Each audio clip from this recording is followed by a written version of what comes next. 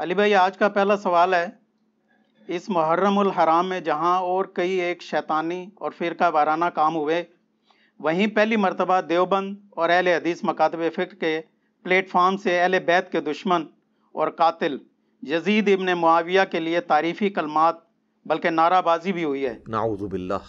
اس نئی بگڑتی ہوئی صورتحال کو آپ کس نظر سے دیکھتے ہیں؟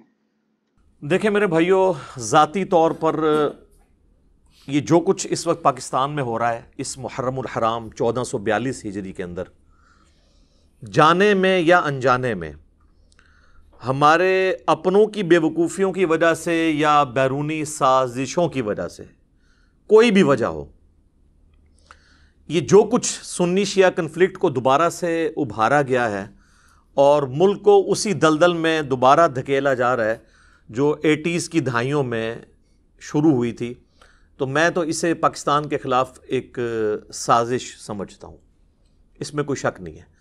بڑی مشکل سے ہمارے سیکیورٹی اداروں نے اور ہماری فوج نے قربانیاں دے کر ضرب عصب اور رد الفساد کے بعد ملک کو دوبارہ سے ایک پٹری کے اوپر لے کر آئے ہیں، اور اس کی برکت سے ہم جیسے جو نیوٹرل لوگ ہیں ان کا جینا بھی یہاں پر کچھ آسان ہوا ہے، اور 2019 کے اینڈ تک تو ہم صورتحال کو بڑا اچھا دیکھ رہے تھے، لیکن یہ دوبارہ سے پھر ایشو شروع ہو گئے ہیں، اور جس میں ہمارے بڑوں کو، خصوصاً ہمارے پرائم منسٹر کو، ہمارے آرمی چیف کو اور باقی سیکیورٹی اداروں کے جو ہیڈز ہیں ان کو دیکھنے کی ضرورت ہے کہ امت کس طرف جا رہی ہے، خصوصاً پاکستان کو جن مشکلات کا سامنا ہے اس میں کیا ہم اس چیز کے متحمل ہیں کہ ہم اپنی کمزوریوں پر پردہ ڈالنے کے لیے اس طرح کے ایشوز کا سہارا لیں۔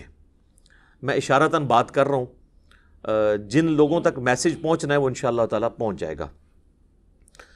اس ڈرامے کا آغاز جو ہے وہ ڈاکٹر اشرف آصف جلالی، جو بریلوی مکتب فکر کے ایک ریناؤنڈ عالم ہیں، ان کی اس سٹیٹمنٹ سے ہوا جو انہوں نے سیدہ فاطمہ سلام اللہ علیہا کے بارے میں دی، اور پھر اس کے ریونج میں اہل تشیع کی جانب سے جو غالی قسم کے رافضی تھے، ٹاپ آف دا لسٹ ذاکر جو تھا ان کا آصف علوی، اب یہ عجیب بات ہے دونوں کے نام میں آصف آتا ہے، تو یہ آصف علوی نے سیدنا ابو بکر صدیق رضی اللہ تعالیٰ عنہ علیہ السلام کی شان میں گستاخانہ الفاظ بلکہ ان کی معاذ اللہ تکفیر کی، اور ان تمام ایشوز کے اوپر میری ویڈیوز یوٹیوب کے اوپر وقتاً فوقتاً آتی رہیں۔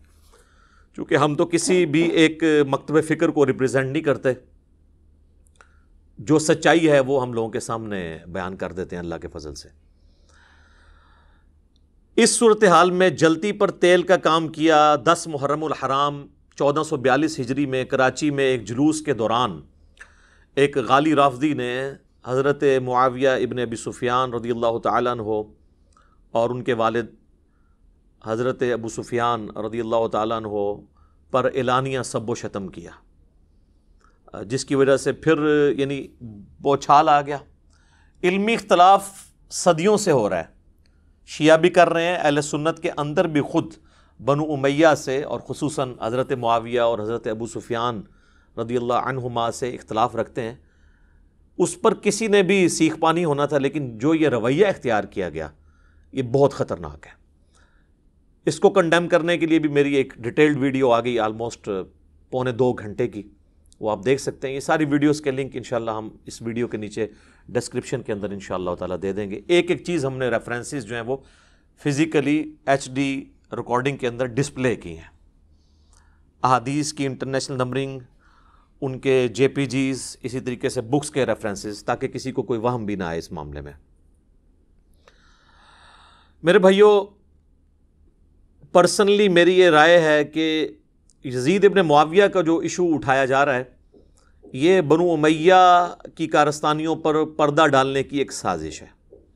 اگرچہ اہل حدیث کی جانب سے ان کے ممبر سے جو یہ آواز بلند ہوئی امیر یزید اور پھر زندہ آباد اور فلاں، تو اس کو کنڈیم خود کیا ہے اہل حدیث علماء نے، اگرچہ وہ کنڈیم اس لیول کا نہیں ہے جو ہم ایکسپیکٹ کر رہے تھے۔ کنڈیم تو یہ کرنا چاہیے تھا کہ یزید ابن معاویہ اہل سنت کے ہاں اتفاقی طور پر ایک مردود پرسنالٹی ہے، اس کی بجائے انہوں نے کہا کہ یہ پتہ نہیں کون ہمارے سٹیج پہ چڑھ گیا. یعنی سٹیج پہ کوئی چڑھ سکتا ہے؟ وہ آپ تو اپنے فرقے کی دوسری پارٹی کو سٹیج پہ نہیں چڑھنے دیتے ہو. ہم سے زیادہ کون مولویوں کو جانتا ہے؟ تو یہ بہانہ کرنا کہ جی سٹیج پہ کوئی چڑھ گیا تو ناسمجھی میں یہ ہوا، یہ مسئلہ نہیں ہے. آپ صرف اس چیز کو نہ لے کر چلیں، بلکہ یہ بتائیں کہ یہ جو کچھ ہوا یہ تو غلط ہوا. ہم یزید ابن معاویہ کو کنڈیم کرتے ہیں اور اس کے کالے کرتوتوں کو کالا کہتے ہیں. یہ نہیں انہوں نے کہا. انہوں نے اپنی پبلک کو بھی خوش کر لیا، کیونکہ ظاہر ہے کہ پریکٹیکلی تو اس وقت ناسبیت کا جھنڈا اٹھایا ہوا ہے بعض اہل حدیث اور دیوبند نے، اور اب بریلویوں میں بھی کچھ پیدا ہو گئے. تو وہ دونوں ایک ٹکٹ میں دونوں مزے کرنا چاہتے ہیں. لہٰذا یہ جو کنڈیم بھی اہل حدیث نے کیا، ہم اس کے حق میں نہیں ہیں. چلے اہل حدیث نے ایک سٹیپ تو طے کیا ہے. دوسری طرف جو لال مسجد میں جو کچھ ہوا، اور وہ ایک مخبوط الحواس قسم کا ایک مولوی، اس نے جس قسم کی باتیں کی، میرا تو خیال ہے اسے کسی نفسیاتی ڈاکٹر کو دکھانا چاہیے. اور انہوں نے تو بلکہ بتا دیا کہ ہمارے ہاں کتاب و سنت کی کوئی دلیل نہیں ہے، وہ استخاروں پر اور خوابوں پہ، یعنی جس چیز کا وہ تانا کبھی بریلویوں کو دیا کرتے تھے اب وہ خود اسی کے اوپر چل رہے ہیں. وہ بھی مکمل طور پر دیوبندی مکتب فکر کی ریپریزنٹیشن نہیں ہے. اوورال جو دیوبندی مکتب فکر ہے، خصوصاً اس میں جو حیاتی گروپ ہے ان کا، وہ یزید کو کنڈیم کرتے ہیں. اور ان کے سرخیل مولانا طارق جمیل صاحب حفظہ اللہ تعالیٰ نے جس طرح فرنٹ سے لیڈ کیا ہے اور اہل بیت کی محبت لوگوں میں عام کی ہے، وہ کسی سے ڈھکی چھپی بات نہیں ہے. تو لہٰذا یہ پوری دیوبندیت کی ریپریزنٹیشن آپ اس کو نہ سمجھیں یہ جو کچھ ہو رہا ہے. یہ دیوبند کے ایک مولوی کی کارستانی ہے. اسی طریقے سے اہل حدیث میں اگرچہ ڈومیننٹ اکثریت جو ہے وہ یزیدی پارٹی کی ہے، لیکن پھر بھی یہ کم از کم ان کی کتابیں، ان کے بزرگوں کی کتابیں وہ یزیدیت کے خلاف ہیں، اور ناسبیت کے خلاف سب سے زیادہ کام ان لوگوں نے کیا ہے. تو ہم کسی ایک بندے کی غلطی کو یا ایک گروپ کی غلطی کو پورے کے پورے مکتب فکر کے اوپر نہیں تھوپتے، یہ ناانصافی ہے.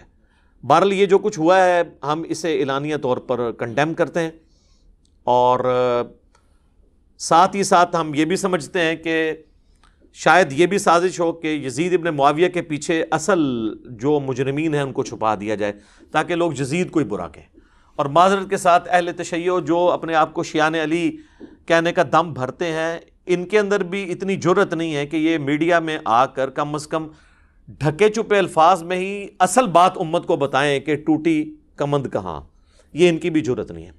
اور میں آپ کو بتاؤں، میں نے یہ جو 2-3 ہفتے کا توقف کیا ہے لال مسجد والے ایشو کے اوپر، جو وہاں سے یزید کے حق میں نعرہ بازی ہوئی یا یہ اہل حدیث کی تو ریسنٹلی ہوئی ہے، میں اپنے وقت کا ضیاع سمجھتا تھا یزید ابن معاویہ کے خلاف بولنے کو. اس کی وجہ ہے کہ یزید کو آسمان سے نازل ہو کے تو کسی سٹیج پہ آ کے بیٹھ نہیں گیا. یہ اسلامی گراوٹ مسلسل 20 سے 25 سال تھی جس کا نمائندہ بن کے یزید سامنے آیا ہے. لہٰذا اس کو سنگل آؤٹ نہیں کرنا چاہیے. خرابی پیچھے سے شروع ہوئی ہے، اور جہاں سے خرابی شروع ہوئی ہے جب تک اسے آپ آئیڈینٹیفائی نہیں کریں گے تو پھر لوگوں کو بہانہ مل جائے گا کہ یزید کو لوگ گالیاں نکالتے رہیں اور اصل جو لوگ ہیں بیچ میں ان کو چھپا لیا جائے. کبھی عبداللہ ابن سبا کا نام لے کے ان کو چھپا لیا جائے، جو کہ کریکٹر ہی مولا علی کے دور میں آیا، اس کا شہادت عثمان رضی اللہ تعالیٰ عنہ علیہ السلام سے کوئی لینا دینا نہیں تھا. اور کبھی یزید کے پیچھے ایشو کو ڈائلیوٹ کر دیا جائے. تو یہ ایک سازش ہے. انشاءاللہ ہم تو اس سازش کا حصہ نہیں بنیں گے انشاءاللہ تعالی. ہم تو حق چار یار والے ہیں اور پنجتن پاک والے ہیں الحمدللہ، رضی اللہ عنہم اجمعین و علیہم السلام اجمعین. تو ہم انشاءاللہ تعالی اس سازش کا کبھی بھی شکار نہیں ہوں گے. میں اس پورے ایشو کو سمجھتا ہوں کہ اسلامک ہسٹری کا یہ جو سب سے ایک بھیانک جو حادثہ ہوا، واقعہ کربلا، اس کی جو ابتدا ہے وہ سیدنا عمر ابن خطاب رضی اللہ تعالیٰ عنہ علیہ السلام کی شہادت ہے. وہاں سے فتنوں کا آغاز ہوا اور اس کا اینڈ کربلا ہے، جس کے بعد امت کے 2 ٹکڑے ہو گئے، سنی اسکول آف تھاٹ اور شیعہ اسکول آف تھاٹ، جو ہم آج تک بھوگت رہے ہیں. سٹارٹ اس کا جو ہے نا وہ سیدنا عمر کی شہادت سے ہوا. اور سیدنا عمر کو کن لوگوں نے شہید کروایا، یہ بھی اگر ہم کھولیں گے تو پھر اس کو ڈیپ ڈگ کرنے سے بھی آل امیہ ہی آتی ہے. سیدنا عمر کا قاتل کون تھا؟ نام لیتے ہیں جی، وہ کہتے ہیں ایرانی تھا جی، ابو لولو فیروز تھا. سر ایرانی تو تھا، وہ غلام کس کا تھا؟ حضرت مغیرہ ابن شعبہ کا رضی اللہ تعالیٰ عنہ. اور بخاری میں یہ موجود ہیں الفاظ. اور پھر اس سے اگلا تلخ پہلو یہ ہے کہ حضرت مغیرہ ابن شعبہ پوری زندگی حضرت معاویہ رضی اللہ تعالیٰ عنہ کے دستے راس رہے ہیں. اب اگر میں فلنگ دی بلینکس کرنا شروع کروں تو میں عبداللہ ابن سبا والا جو ڈھونگ انہوں نے رچایا ناسبیوں نے، اس سے بہتر سٹوری احادیث کی بنیاد پہ بلڈ کر سکتا ہوں کہ حضرت عمر کے قاتلین کون ہیں کہ جنہوں نے پورے اسلامک سسٹم کو نقصان پہنچا کے بعد میں اس کے اوپر قبضہ کیا ہے. اور اس کی سپورٹ میں بخاری کی وہ حضرت عمر کا آخری خطبہ بھی لا سکتا ہوں.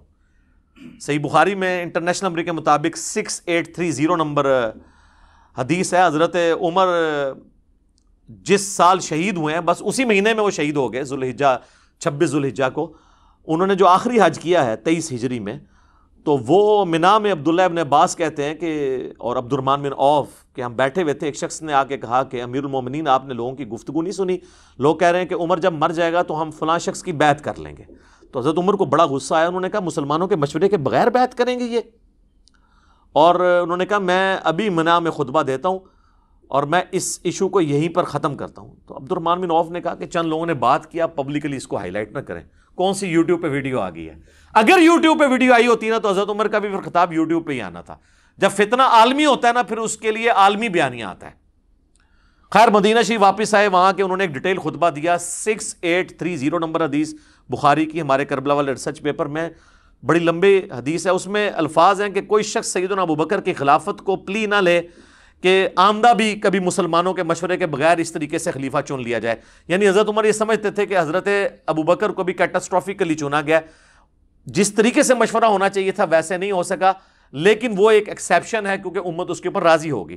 اور پھر دوسری بات، حضرت ابوبکر کے پائے کی کوئی اور پرسنالٹی نہیں تھی کہ امت کوئی کلیم کرتا کہ ہاں جی میں بھی اس لیول پہ آ کے تو میں دعوے دار ہوں.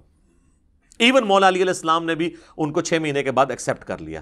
اس کے اوپر میری ڈیٹیل ویڈیو ہے سیدہ فاطمہ کا قاتل کون، تو آپ دیکھ لیں، میں نے سارے ٹروتھ اس کے اندر ریویل کیے ہیں ایک ایک حدیث کے نمبر ڈسپلے کر کے. تو بہرحال حضرت عمر فاروق رضی اللہ تعالیٰ عنہ نے کہا کہ یہ چیما گوئیاں جو میں سن رہا ہوں نا کہ عمر مر جائے گا تو فلاں کے، تو ان کا مسلمانوں کے مشورے کے بغیر تم خلیفہ چنو گے؟ اللہ کی قسم اگر اس طرح ہوا تو پھر اس کا انجام قتل و غارت ہوگا. جس کی بیعت کی گئی اور جو بیعت لینے والے ہیں، یہ دونوں کے دونوں جو ہیں وہ خون ریزی کا شکار ہوں گے. اور حضرت عمر نے اس بیعت کو اسٹیبلش ہی نہیں مانا کہ جو تلوار کی دھونس پر لی جائے. تو یزید ابن معاویہ کی بیعت جو ہے تلوار کی دھونس پہ ہوئی ہے. کہتے ہیں جی وہ صحابہ نے بیعت کر لی تھی. کس طریقے سے بیعت کی تھی تاریخ نہیں، بخاری مسلم بتاتی ہے. انشاءاللہ میں آج سب کچھ کور کروں گا. ریسرچ پیپر میں تو میں نے کور کیا ہے، اس کے علاوہ کئی ایک ویڈیوز کے اندر کور کیا ہوا ہے. تو جو دھونس اور بدماشی کے ساتھ بیعت لی جائے تو بیعت سیدنا عمر کے فتوے کے تحت اسٹیبلش ہی نہیں ہوتی. جب بیعت اسٹیبلش نہیں ہوگی تو لہٰذا اس بیعت کے خلاف کھڑے ہونے والے کو خروج پر مبنی نہیں مانا جائے گا، بلکہ وہ قیام حسینی ہے. خروج وہ ہے جو مولا علی کے خلاف ہوا ہے جنگ جمل صفین و نہروان کے اندر، کیونکہ ان کی بیعت اسٹیبلش تھی، وہ خلفائے راشدین میں سے. اس کو بھی میں انشاءاللہ ڈسکس کروں گا. تو یہ میں نے تمہیداً گفتگو کی ہے تاکہ ایک اوورال ڈاکٹرن کلیئر ہو کہ اصل ایشو سیدنا عمر کی شہادت سے شروع ہے. اور اس کی پریڈکشن پہلے ہی صحیح بخاری اور صحیح مسلم میں نبی الاسلام کی احادیث موجود ہیں. اور بلکہ یہ تو ایک پورا ایک ٹاپک ہے دلائل النبوہ کا. امام بیہقی نے آلموسٹ 3500 احادیث پر مشتمل کتاب دلائل النبوہ لکھی ہے. اس میں ساری نبی الاسلام کی پروفیسیز ہیں کہ آپ علیہ السلام کو ہم اللہ کا نبی اسی لیے مانتے ہیں کہ آپ نے اپنی وفات کے بعد 10 سال کے بعد، 20 سال کے بعد، 30 سال کے بعد، 50 سال کے بعد، 100 سال کے بعد، 500 سال کے بعد، ایون قیامت تک آنے والے واقعات بتائے ہیں اور وہ اسی طریقے سے ہوئے ہیں. امام بیہقی نے اپنے زمانے تک تو وہ چیزوں کو جمع کیا. ان کی وفات ہوئی ہے 458 ہجری میں. تاتاریوں کا فتنہ بھی ان کے بعد آیا ہے، حالانکہ تاتاریوں کے فتنے کی حدیثیں بخاری مسلم میں موجود تھیں. امام بیہقی نے وہ دیکھا نہیں ہے، لیکن ہم تو آج کہہ سکتے ہیں وہ بھی پورا ہو گیا. عمار کو باغی جماعت قتل کرے گی، یہ اس کے اندر ہے. میری بیوی پر خوف کے کتے بھونکیں گے، سیدہ عائشہ پہ بھونکے جب جمل کے لیے نکلی. اسی طریقے سے جتنی بھی پروفیسیز ہیں یہ سب کے سب دلائل النبوہ کے اندر موجود ہیں. یہ ایک پوری کتاب ہے جس کی بنیاد پہ ہم نبی علیہ السلام کو ایک جنگجو بادشاہ نہیں مانتے بلکہ اللہ کا پیغمبر مانتے ہیں. دلائل النبوہ کو اگر احادیث کے خزانے سے نکال دیں تو کوئی شخص بھی رسول اللہ صلی اللہ علیہ وآلہ وسلم کی جنگوں کو جسٹیفائی نہیں کر سکتا. کیونکہ اگر صرف جنگوں کے ذریعے فتوحات کرنے کا نام اللہ کی غیبی تائید ہے تو اسکندر اعظم نے بھی کی ہے. چنگیز خان نے تو انسانی ہسٹری میں سب سے زیادہ فتوحات کی ہیں. اور برٹش امپائر کی امپائر تو دنیا کی سب سے بڑی امپائر تھی. نہ رومن امپائر اس کا مقابلہ کرتی تھی، نہ مسلم کی امپائرز، ایون تاتاریوں سے بھی بڑی امپائر تھی ان کی. تو ہم کیا کہیں گے جی یہ سب کے ساتھ غیبی تائید تھی. ادھر ادھر فرق یہ ہے کہ ان لوگوں نے یہ نہیں بتایا تھا کہ ہمارے بعد کیا ہوگا، لیکن ہمارے نبی علیہ السلام اللہ کے پیغمبر ہیں، وہ جنگجو نہیں ہیں. انہوں نے بتایا کہ میرے بعد اس طرح بگاڑ ہوگا. ایک ایک بندے کو انہوں نے پوائنٹ آؤٹ کیا اور من و ان پورا ہوا ہے. یہ اس چیز کا ثبوت ہے کہ نبی علیہ السلام ایک جنگجو نہیں تھے بلکہ اللہ کے پیغمبر تھے. امام المجاہدین ہیں. وہ جہاد اور قتال کا دنیاوی بادشاہوں کی جنگوں کے ساتھ کوئی لینا دینا نہیں، نعوذ باللہ من ذالک. تو بخاری اور مسلم کی ایک حدیث ہے، یہ حدیث بھی آپ کو دلائل النبوہ کے اندر مل جائے گی. بخاری مسلم دونوں میں حدیث ہے. نبی صلی اللہ علیہ وآلہ وسلم نے ارشاد فرمایا میری امت اور فتنوں کے درمیان ایک دروازہ ہے، جب وہ دروازہ توڑ دیا جائے گا تو میری امت پہ فتنے ٹوٹ پڑیں گے. اور وہ دروازہ توڑا جائے گا، کھولا نہیں جائے گا. پھر آپ نے فرمایا وہ دروازہ عمر ہے. سیدنا عمر کو قتل کیا گیا تو مینجمنٹ کمزور ہونا شروع ہو گئی. سیدنا عثمان بے شک خلیفہ راشد تھے لیکن ان کی مینیجریل سکلز سیدنا عمر والی نہیں تھی. پھر وہ بہت بڑی عمر میں خلیفہ بنائے گئے، 70+ کے ہو چکے تھے. اور پھر کئی ایک چیزیں جو میں آج ڈسکس نہیں کرنا چاہتا، آپ یوٹیوب پہ میرا کلپ دیکھ لیں. سیدنا عثمان کی شہادت کے اصلی اسباب کیا ہیں، میرے ریسرچ پیپر میں بھی ہیں. یہ ریسرچ پیپر کا ذکر میں بار بار اس لیے کر رہا ہوں، میں جتنی باتیں آج کروں گا آپ کو ریٹن فارم میں بھی مل جائیں گی انشاءاللہ. فریلی آپ ڈاؤن لوڈ بھی کر سکتے ہیں، میں اس کا انشاءاللہ تعالی تعارف بھی کروا دیتا ہوں. یہ ہے میرے بھائیوں میرا ریسرچ پیپر، واقعہ کربلا کا حقیقی پس منظر 72 صحیح الاسناد احادیث کی روشنی میں. یہ میں نے 72 کا ٹائٹل شہدائے کربلا کی نسبت سے لیا ہے، ادروائز اس میں احادیث 200 سے زیادہ ہیں، اکثر بخاری اور مسلم سے ہیں. سب سے پہلے میں نے عربی میں لکھا اسے، اس کے بعد اس کا اردو ترجمہ ہوا، پھر ہندی ترجمہ ہوا، پھر انگلش ترجمہ ہوا. 4 زبانوں میں انٹرنیشنل پمفلٹ ہے. بخاری اور مسلم تو صحیحین ہیں. بخاری اور مسلم کے علاوہ جو احادیث کی کتابوں سے احادیث لی گئی ہیں، سب احادیث کے اوپر دور حاضر کے بڑے بڑے جو محققین ہیں، محدثین، شیخ البانی، شیخ زبیر علی زئی، شیخ شعیب ارنوت رحمہم اللہ اجمعین، ان کی تحقیم لگی ہوئی ہے. اور کوئی بھی حدیث ایسی نہیں ہے جس کو کسی نہ کسی محدث نے صحیح نہ کہا ہو. اس کے علاوہ پرانے بزرگوں کی بھی تحقیم ہے، امام حاکم کی، امام ذہبی کی، امام ترمذی کی اور ائمہ کی بھی. اور یہ جو ریسرچ پیپر ہے میرے بھائیوں، یہ آلموسٹ یہ پوری سٹوری کو کور کرتا ہے. اور اس کا نام میں نے کیا رکھا ہے، واقعہ کربلا کا حقیقی پس منظر 72 صحیح الاسناد احادیث کی روشنی میں. واقعہ کربلا کو ڈسکس کرنا اہم نہیں ہے کہ نعوذ باللہ من ذالک وہاں پر آرا چلا تھا یا تیر چلے تھے. اصل چیز امپورٹنٹ یہ ہے کہ یہ واقعہ ہوا کیوں نبی علیہ السلام کی وفات کے بعد صرف 50 سال گزرے اور آپ کی پوری اولاد ذبح کر دی گئی. یہ تو کسی پیغمبر کے ساتھ نہیں ہوا. یہ اتنا بڑا معاملہ ہے کہ ہم اس کو ہلکا نہیں چھوڑ سکتے، جبکہ ہمارے پاس غدیر خم کی حدیث بھی موجود ہو. صحیح مسلم میں اوپر تلے 4 حدیث ہیں. مولا علی کے فضائل والے چیپٹر میں انٹرنیشنل نمبر کے مطابق 6225 سے 6228 تک نبی علیہ السلام نے اپنے آخری حج میں مدینہ شریف آتے ہوئے مکے سے واپسی پہ خم نامی گاؤں میں ایک خطبہ دیا. اونٹ کے پالان کا ممبر رکھا گیا. آپ علیہ السلام نے کنکلوڈنگ گفتگو کی، اے لوگو آگاہ ہو جاؤ، میں بھی ایک انسان ہوں. قریب ہے کہ اللہ کا قاصد یعنی موت کا فرشتہ میرے پاس آئے اور میں اس کی دعوت قبول کر لوں. میں اپنے بعد تم میں 2 بھاری چیزیں چھوڑ کے جا رہا ہوں. ان میں سے پہلی چیز اللہ کی کتاب ہے. اس میں ہدایت ہے، اس میں نور ہے. تم اللہ کی کتاب کو پکڑو، اپنا تعلق اس کتاب کے ساتھ مضبوط کرو. اللہ کی کتاب اللہ کی رسی ہے، جو اسے پکڑے گا وہ ہدایت پہ ہوگا، جو اسے چھوڑ دے گا وہ گمراہ ہو جائے گا. پھر زید ابن ارقم کہتے ہیں کہ نبی علیہ السلام ہمیں ترغیب دلاتے رہے، اللہ کی کتاب، اللہ کی کتاب، اللہ کی کتاب. اور پھر فرمایا کہ دوسری بھاری چیز میرے اہل بیت ہیں، میں اپنے اہل بیت کے معاملے میں تمہیں اللہ کا خوف دلاتا ہوں. اور اس جملے کو آپ نے 3 دفعہ ریپیٹ کیا. لیکن امت نے بالکل الٹ کیا، نہ قرآن کو پکڑا اور نہ اہل بیت کو زندہ چھوڑا. تو یہ ایک بہت تلخ چیز ہے، اور نبی علیہ السلام ہمیں غدیر خم کے اوپر وصیت کر کے گئے، اور یہ پلیٹ فارم اللہ کے فضل سے قرآن کی توحید پہ کھڑا ہے، اور اہل بیت کے دفاع پر یہ پلیٹ فارم غدیر خم پہ ہے. الحمدللہ. غدیر خم کی حدیث تو بہت کم ہی بیان ہوتی تھی، اور کئی مکتب فکر کے لوگوں کو تو اس حدیث کا پتہ ہی نہیں تھا. ان کو وہ ایک روایت جو ضرب تقسیم لگا کے حسن درجے تک پہنچتی ہے، المستدرک للحاکم کی، الموطا امام مالک میں بھی ہے لیکن وہاں تو اس کی سند ہی چھوٹی ہوئی ہے. امام مالک نے بغیر واسطے کے روایت بیان کی ہے، پوری سند اس کی المستدرک للحاکم کے اندر ہے، کتاب العلم چیپٹر کے اندر 318 نمبر 318. وہ حجۃ الوداع کا خطبہ ہے کہ 2 چیزیں چھوڑ کے جا رہا ہوں، اللہ کی کتاب اور اس کے نبی کی سنت، اسے مضبوطی سے پکڑ لو گے کبھی گمراہ نہیں ہوگے.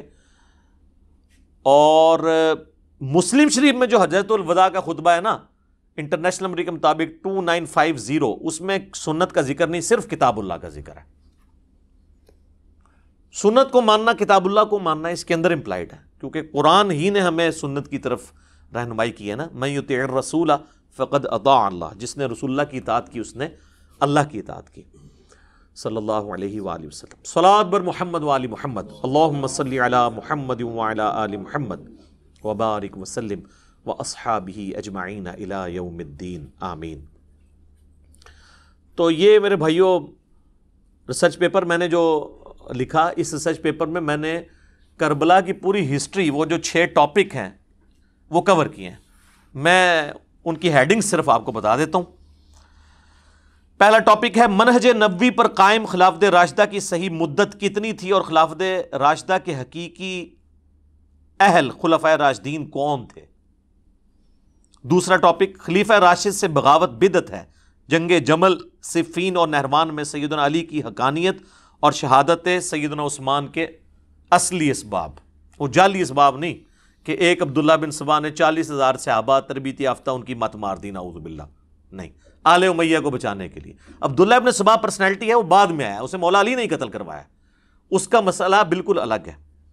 تیسرا ٹاپک رسول اللہ صلی اللہ علیہ وآلہ وسلم نے اپنی وفات سے 1 مہینہ قبل مستقبل میں ہونے والے حکومتی بگاڑ سے متعلق غیبی خبریں دے دی تھی.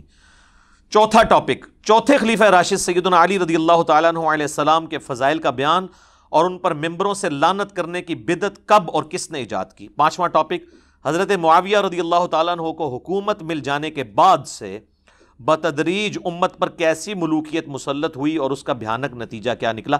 اس میں نے صلح حسن والا بھی وہ ایشو کور کیا ہے کہ وہ بھائی شرائط پہ صلح ہوئی تھی، اس طرح نہیں ہے کہ ایویں صلح ہو گئی تھی اور پھر معذرت کے ساتھ ان شرائط کے ساتھ جو کچھ ہوا وہ آپ اسی میں پڑھ سکتے ہیں، آج ٹاپک نہیں ہے میرا.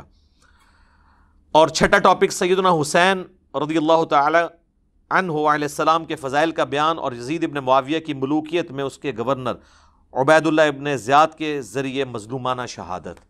یہ 6 ٹاپک میں نے کور کیے ہیں. یہ ریسرچ پیپر آپ مفت ڈاؤن لوڈ کریں، عربی میں، اردو میں، انگلش میں، ہندی میں، ہماری ویب سائٹ ahlsunnatpak.com سے. ہارڈ کاپی آپ اس کی بالکل فری منگوا سکتے ہیں. ڈاک کا صرف آپ نے خرچہ دینا ہے، TCS کا 300 روپیہ. اور صرف یہ ریسرچ پیپر نہیں، اس کے ساتھ یہ ٹوٹل 12 کا پیکج ہے. 9 ریسرچ پیپرز ہیں اور 3 اذکار کارڈ ہیں. 12 کا پیکج صرف 300 روپے میں، اور وہ بھی ڈاک کا خرچہ TCS کا. آپ کے گھر آ جائے گا صبح 9 سے لے کر شام 5 بجے تک.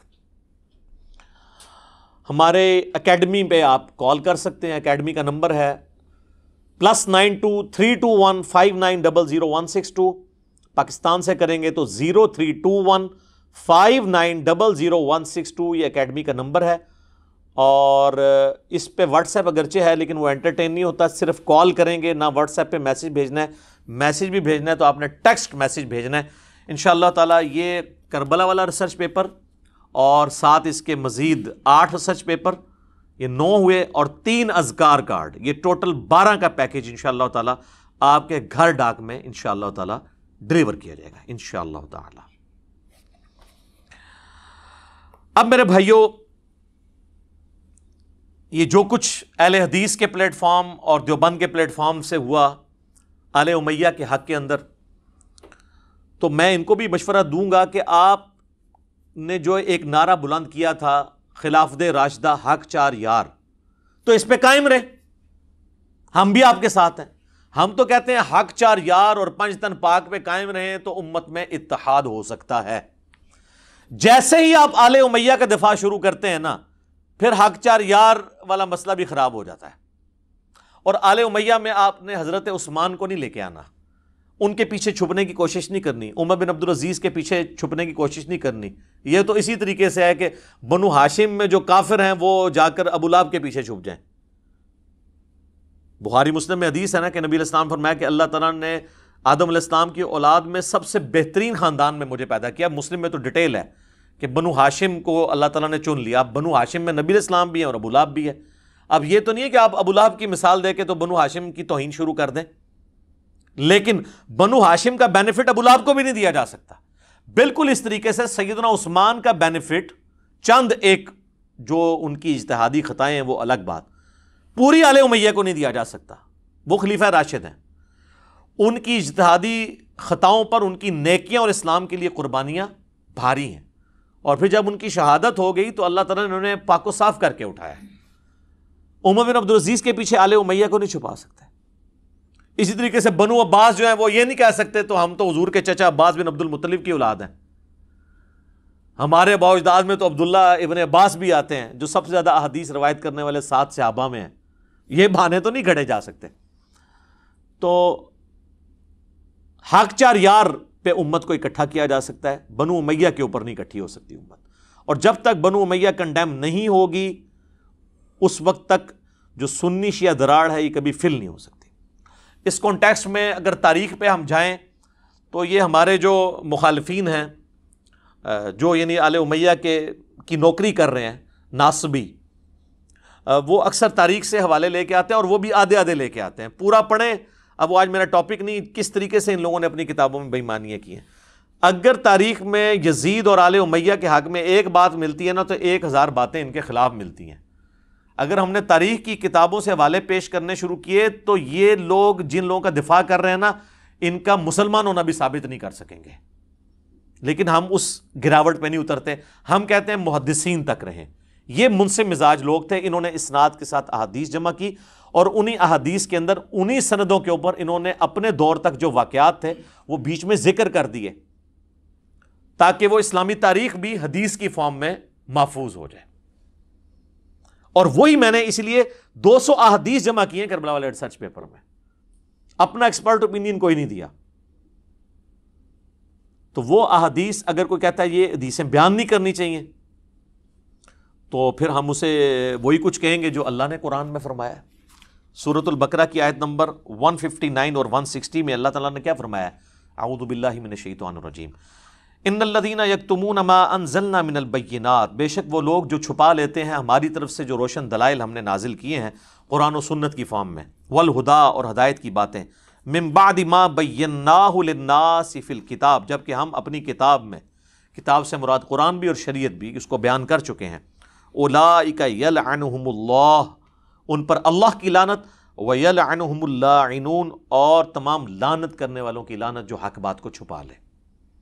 الا الذین تابوا، سوائے ان لوگوں کے جو توبہ کر لیں، صرف توبہ نہیں، واصلحوا، اور اپنی اصلاح کریں، وبینوا، اور صرف اصلاح کر کے بھی کونے نہیں بن جائیں. وہ جو چھپایا تھا نا، جو حدیثیں بیان نہیں کرنی چاہیے وہ بیان بھی کر دیں. فَأُولَئِكَ أَتُوبُ عَلَيْهِمْ، ایسے لوگوں کی توبہ قبول ہوگی. وَأَنَا التَّوَّابُ الرَّحِيمُ، اور میں توبہ قبول کرنے والا رحم فرمانے والا ہوں. اور اسی کو سپورٹیو حدیث ہے جامعہ ترمذی میں، سنن ابی داؤد، سنن ابن ماجہ میں، مشکات میں بھی موجود ہے کہ نبی صلی اللہ علیہ وآلہ وسلم نے فرمایا دنیا میں جس سے کوئی علم کی بات پوچھی گئی اور وہ اس نے چھپا لی امت کے وسیع تر مفاد کے اندر، ٹھیک ہے، اور کہیں عوام میں کوئی بدگمانی نہ پیدا ہو جائے. سب ایک نے یہی ڈکوسلا کیا ہوا نا. تو نبی علیہ السلام فرما رہے ہیں اس نے علم کی بات اگر چھپا لی حالانکہ اسے پتہ تھی تو ایسے شخص کے منہ میں قیامت والے دن آگ کی لگام ڈالی جائے گی. वलियाज़ु बिल्लाहि ताला, अल्लाहुम्मा अजिरना मिनन नार, अल्लाहुम्मा ला तजअलना मिनहुम, आमीन। तो लिहाजा जो कुरान और सुन्नत में है वो तो आपने बयान करना है, पर्सनल नोट्स नहीं है किसी के। बास कहता है नहीं जी वो मुहद्दिसीन ने लिखा था लेकिन वो इसलिए नहीं था कि अवाम को बताया जाए, तो फिर लिख रहे क्यों थे वो? तो हमने ये भी उनका फिर वसवसा क्लियर किया है कि हम मुहद्दिसीन से खुद ही पूछ लेते हैं कि हज़रत ये आपने इतनी ख़तरनाक किस्म की रवायतें किसके लिए लिखी थी?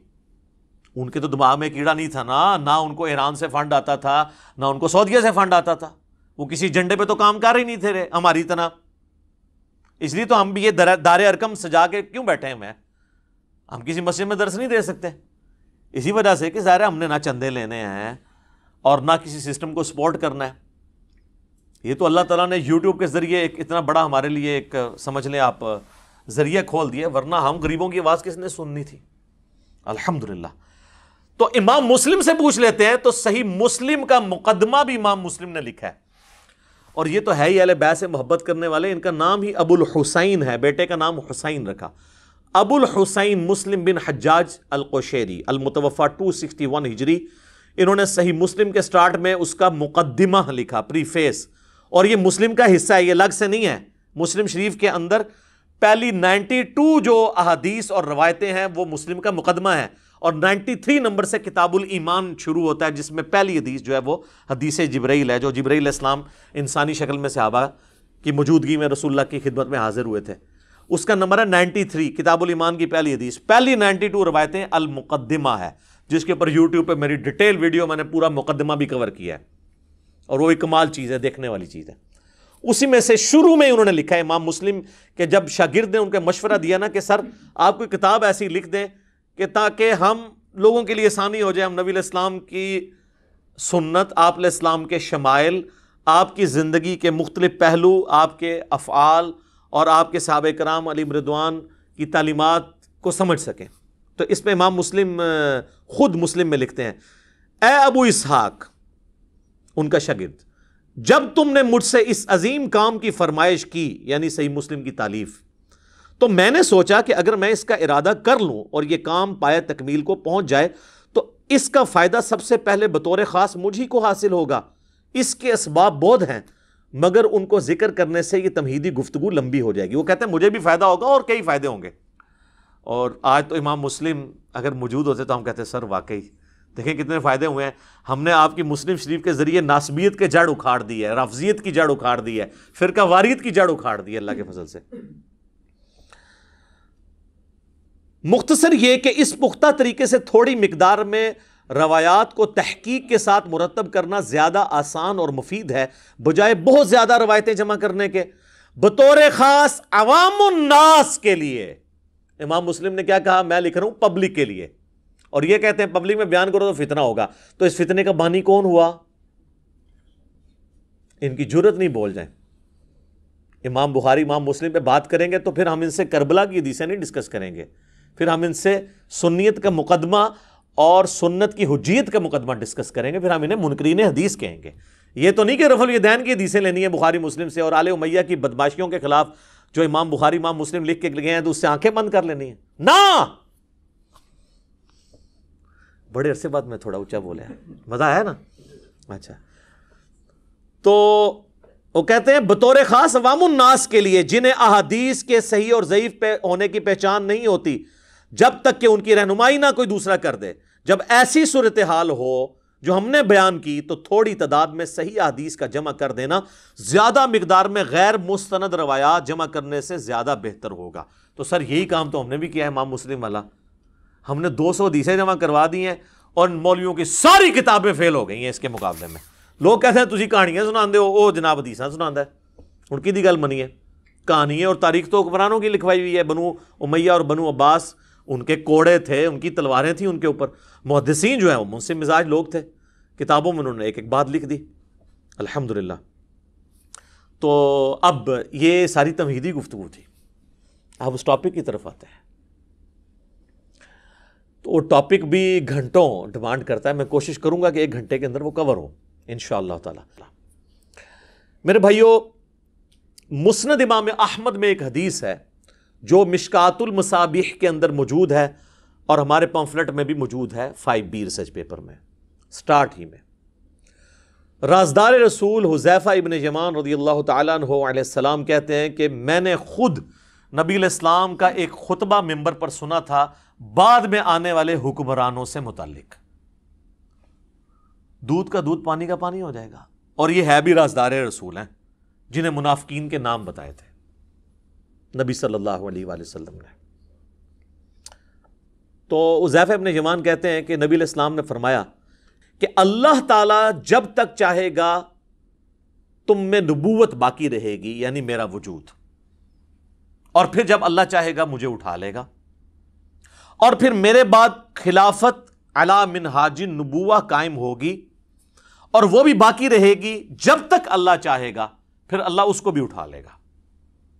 اس کے بعد ملکن عاضن، ڈاکٹر سرار صاحب یوں کیا کرتے تھے، کاٹ کھانے والی ملوکیت،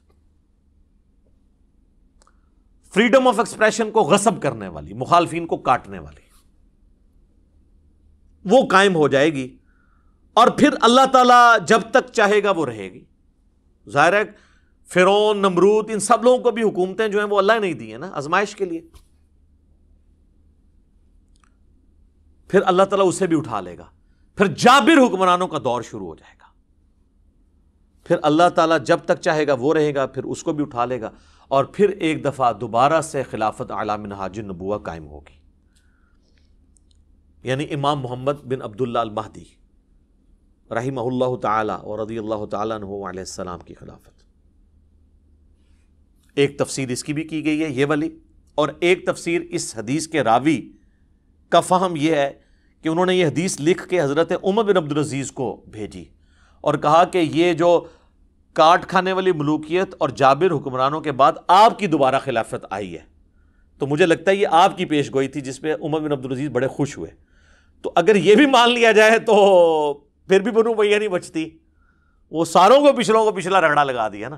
اور پھر ہم کہتے ہیں عمر بن عبدالعزیز جو ہیں وہ پہلے مجدد اسلام کے کیوں ہیں؟ انہوں نے کون سا گند صاف کیا ہے؟ بنو امیہ کا گند. وہ آج ٹاپک نہیں ہے، میری کئی ایک ویڈیوز پہلے ریکارڈڈ موجود ہے. بہرحال دوسرا فہم یہ ہے کہ یہ نبی علیہ السلام کا دور، اس کے بعد خلافت راشدہ کا دور، اس کے بعد کاٹ کھانے والی ملوکیت جو ہے وہ بنو امیہ اور بنو عباس کا دور 500-600 سال تک، جس میں سے 100 سال آلموسٹ بنو امیہ اور پھر بنو عباس اور باقی لوگ. اور یہ جو جابر حکمران ہیں جو مسلط ہو جائیں گے، یہ کلونیل پاورز ہیں جو پوری دنیا کے اوپر قابض ہوئی، جن کا زور 100 سال پہلے ٹوٹنا شروع ہوا، اور آج 57-58 اسلامی ملک ہیں. یہ آج سے 100 سال پہلے نہیں تھے اتنے ملک. اب دوبارہ سے خلافت علی منہاج النبوہ کی تیاریاں الحمدللہ شروع ہو چکی ہیں اللہ کے فضل سے. اچھا، اس حدیث کے اندر تو صرف یہی ذکر تھا کہ یہ اس ترتیب کے ساتھ معاملات ہوں گے. اس کی ایکسپلینیشن ہے جامعہ ترمذی اور سنن ابی داؤد کے اندر. وہاں پہ ڈیٹیل ہے کہ یہ خلافت کتنا عرصہ ہوگی. اس میں الفاظ ہے میرے بعد خلافت علی منہاج النبوہ 30 سال تک رہے گی. حدیث روایت کرتے ہیں سیدنا سفینہ جو کہ آزاد کردہ غلام ہے نبی صلی اللہ علیہ وآلہ وسلم کے، اسے مولا رسول اللہ بھی نے کہا جاتا ہے، آزاد کردہ غلام. سعید تابعی سے پھر سفینہ کہتے ہیں کہ گن ابو بکر کے 2 سال، عمر کے 10 سال، عثمان کے 12 سال اور علی کے 6 سال. اور علی کے بھی جو 6 سال ہیں وہ 5.5 سال مولا علی کے ہیں اور 6 مہینے سیدنا حسن ابن علی کے ہیں، وہ بھی خلافت راشدہ ہے. یہ 41 ہجری ربیع الاول میں صلح حسن ہوئی، اور ربیع الاول کے اندر، تاریخ کنفرم نہیں لیکن مہینہ ربیع الاول کا تھا، نبی علیہ السلام کی ڈیتھ ہوئی 11 ہجری کے اندر. یہ ٹوٹل 30 سال بنتے ہیں، اور خود امام ابن تیمیہ بھی مانتے ہیں کہ صلح حسن کے اوپر خلافت راشدہ ختم ہوئی اور نبی علیہ السلام کی پیش گوئی پوری ہوئی.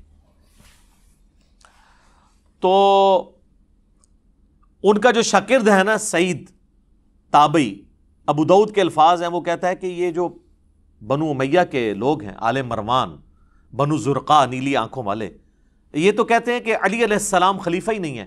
یہاں پہ امام داؤد نے لکھا علی علیہ السلام، لیکن آپ کے مولوی نے نکال دیا ترجمے والی کتاب میں.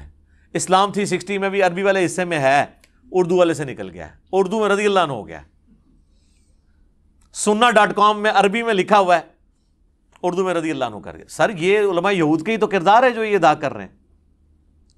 اور یہ امام ابو داؤد نے نہیں، صرف امام بخاری نے صحیح بخاری میں 3748 نمبر حدیث میں حسین علیہ السلام لکھا ہے، وہاں سے بھی انہوں نے نکال دیا.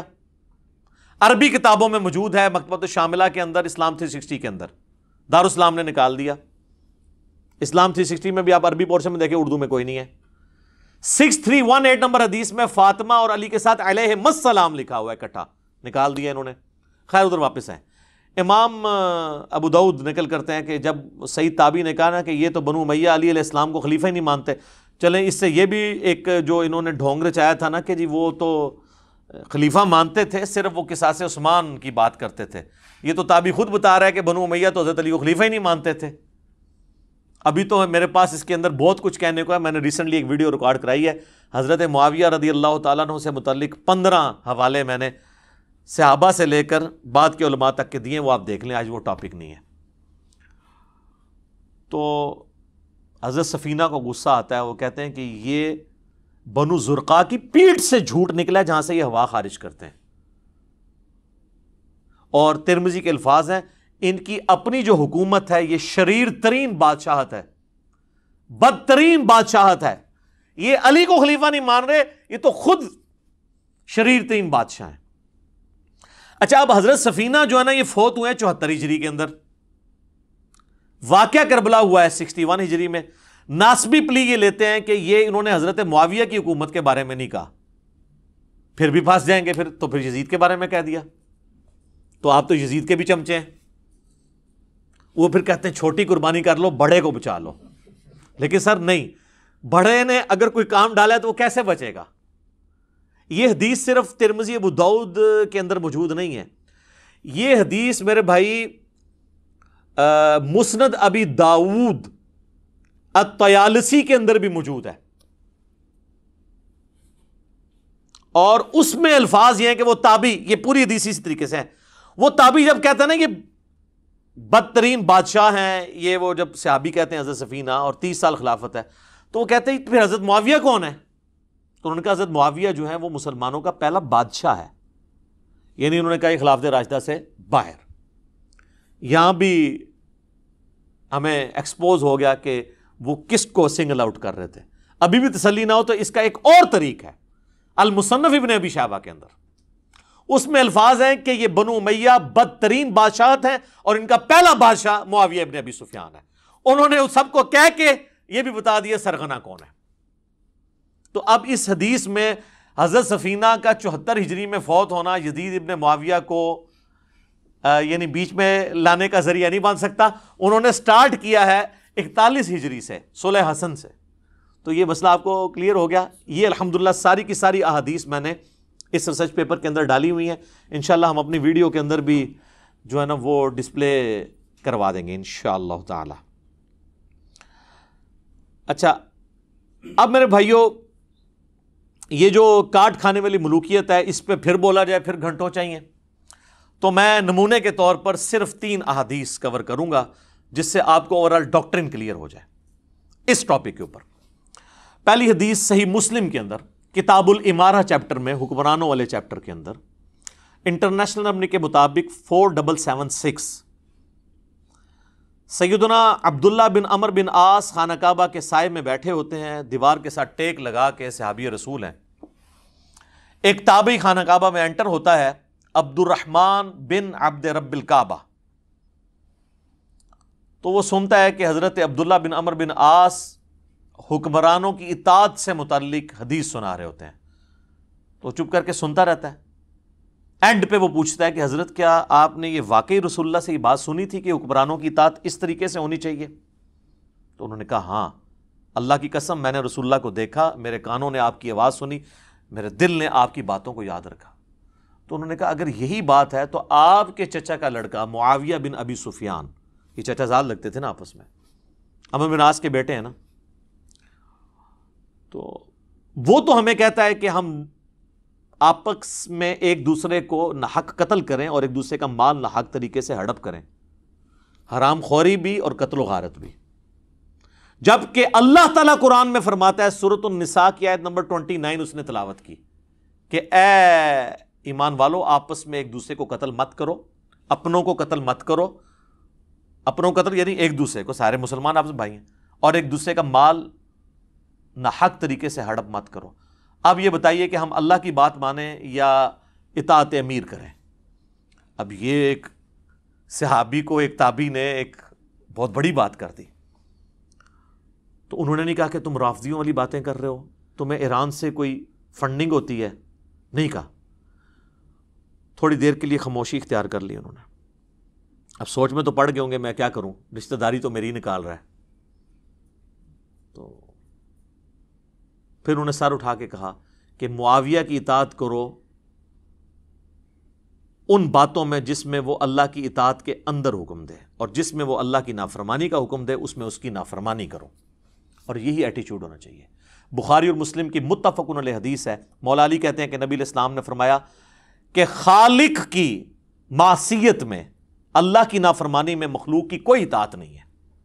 کئی لوگ یہ بھولے بن کے پوچھ رہے ہوتے ہیں نا، جی میری ماں اجازت نہیں دے رہی داڑھی رکھنے کی تو میں رکھوں یا نہ رکھوں؟ تو وہ نبی علیہ السلام نے فرما دیا ہے کہ اللہ کی اطاعت کے اندر مخلوق کی اطاعت نہیں ہوگی، اور جس بات میں اللہ کی نافرمانی ہو رہی ہوگی وہ آپ نے کام نہیں کرنا، آپ نے مخلوق کی نافرمانی کر دینی۔ تو یہ ایک اوورآل پورا آپ کو پکچر کلیئر کر دے گی۔ ایک اور حدیث، اچھا یہ تینوں کی تینوں حدیثیں صحیحین میں، بلکہ ابھی تک آپ دیکھ رہے ہیں ساری مشہور کتابوں سے۔ دوسری حدیث صحیح بخاری میں 4108، تحکیم کے بعد جب حضرت معاویہ رضی اللہ تعالیٰ عنہ مدینہ شریف آتے ہیں، یہ فتح الباری میں پورا اس کا سیاق و سباق موجود ہے کہ کس موقع پہ ہوا۔ تو بخاری کے الفاظ ہیں کہ حضرت معاویہ وہاں پہ ایک خطبہ دیتے ہیں، اور سیدہ حفصہ جو حضور علیہ السلام کی زوجہ اور ہماری ماں ہیں ام المؤمنین، وہ اپنے بھائی عبداللہ بن عمر سے کہتی ہیں کہ جاؤ حضرت معاویہ آئے ہیں اور وہ خطبہ دے رہے ہیں، تم جا کے خطبے میں شریک ہو، یہ نہ ہو کہ تمہاری غیر موجودگی کو کچھ اور ہی سمجھ لیا جائے کہ کچھ سازش ہو رہی ہے۔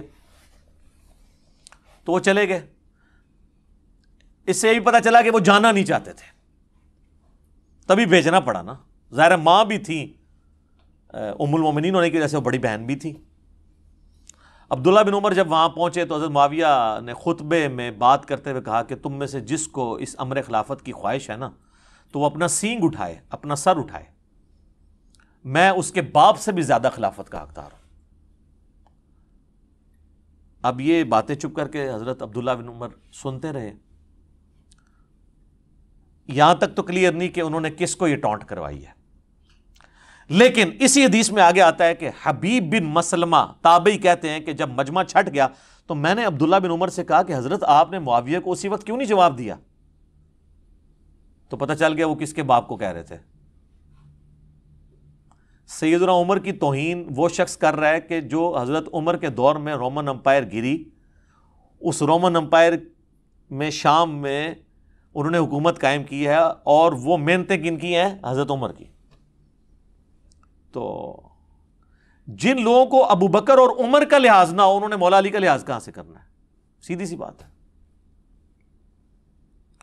تو عبداللہ بن عمر کہتے ہیں کہ میں نے ارادہ تو کیا کہ میں اپنی گوٹ کھولوں، یوں کر کے احتبا کر کے دونوں گھٹنوں کو یوں لے کے بیٹھے تھے، اور میں اسے وہیں بھرے مجمع میں جواب دوں کہ تجھ سے زیادہ خلافت کا حقدار وہ ہے کہ جس نے تم دونوں باپ بیٹا ابو سفیان سے اور معاویہ سے رضی اللہ عنہما، ہم تو احترام سے ہی نام لیں گے، ظاہر صحابیت تو ہے، تم باپ بیٹا سے جنگ کی ہوئی ہے جب تم دونوں کافر تھے اور ہم مسلمان تھے، یعنی تم لوگ جونیئر مسلمان ہو، طلقاء ہو، فتح مکہ پہ مسلمان ہوئے ہو، اور آج ہم سینئر مسلمانوں کو کہہ رہے ہو تم لوگوں کے ساتھ تو ہم جنگیں لڑ چکے ہیں، تم لوگوں کو ہم نے مار مار کے اسلام میں داخل کیا۔ ظاہر ہے کہ وہ مارے کھائی ہیں تو پھر آہستہ آہستہ ان کو ہوش آئی ہے نا کہ اسلام کا پلڑا بھاری ہو گیا۔ پھر عبداللہ بن عمر کہتے ہیں کہ پھر مجھے جنت کی نعمتیں یاد آ گئیں، پھر میں فتنے کے ڈر سے خاموش ہو گیا۔ حبیب بن مسلمہ کہتے ہیں کہ عبداللہ بن عمر نے خاموش ہو کے اپنی جان بھی بچا لی، اپنی عزت بھی بچا لی۔ ایک ماموں نے دوسرے ماموں سے اپنی جان اور عزت بچا لی، کہتے ہیں نا خال المومنین۔ اچھا عبداللہ بن عمر خال المومنین نہیں ہے؟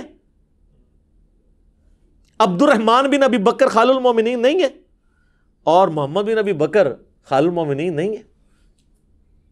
ہمارے باقی سارے خال المومنین کو ایک خال المومنین سے تکلیفیں اٹھانی پڑی ہیں. تو یہ حدیث کے الفاظ بتا رہے ہیں کہ اس وقت فریڈم آف ایکسپریشن کو کس طریقے سے غصب کیا جاتا تھا. اچھا یہ جو حضرت عبداللہ بن عمر کے الفاظ ہیں نا یہ بڑے انٹلیکچوئل ہیں, کیونکہ یہی الفاظ حضرت عمر نے بھی یوز کیے تھے, اور حضرت عمر کا ویژن دیکھیں, انہوں نے پہلے یہ چیز بتا دی تھی. صحیح مسلم کے اندر ایک حدیث ہے, میں نے ریسرچ پیپر میں ڈالی ہے, انٹرنیشنل نمبر ہے 1258. حضرت عمر نے اپنی شہادت سے کچھ عرصہ پہلے جمعے کا خطبہ دیا اور انہوں نے رسول اللہ کا ذکر کیا, پھر حضرت ابوبکر کا ذکر خیر کیا, اور پھر فرمایا کہ میں نے خواب دیکھا ہے کہ مجھے ایک مرغے نے 3 ٹھونگے ماری ہیں اور میں اس کی تعبیر یہ کرتا ہوں کہ ان قریب مجھے قتل کر دیا جائے گا. اچھا انہوں نے کہا کہ بعض لوگ مجھے مشورہ دے رہے ہیں کہ میں اپنا کسی کو جانشین مقرر کر دوں, لیکن میرا کوئی ایسا ارادہ نہیں ہے, اللہ اپنے دین کو برباد نہیں ہونے دے گا. پھر انہوں نے کہا کہ اگر میری موت جلدی واقع ہو گئی حادثاتی طور پر تو میری طرف سے یہ حکم ہے کہ خلافت کا فیصلہ صرف ان 6 لوگوں میں طے ہوگا جن سے رسول اللہ اپنی وفات تک راضی رہے. اور بخاری میں الفاظ ہیں 3700 نمبر حدیث میں کہ خلافت کا معاملہ ان 6 بندوں سے باہر نہیں آنا. بخاری میں پھر نام بھی حضرت عمر نے لیے اور فرمایا علی, عثمان, طلحہ, زبیر, عبد الرحمن بن عوف اور سعد ابن ابی وقاص. ویسے ایک اور بندہ بھی تھا 7واں, چونکہ وہ ان کا بہنوئی تھا سعید ابن زید.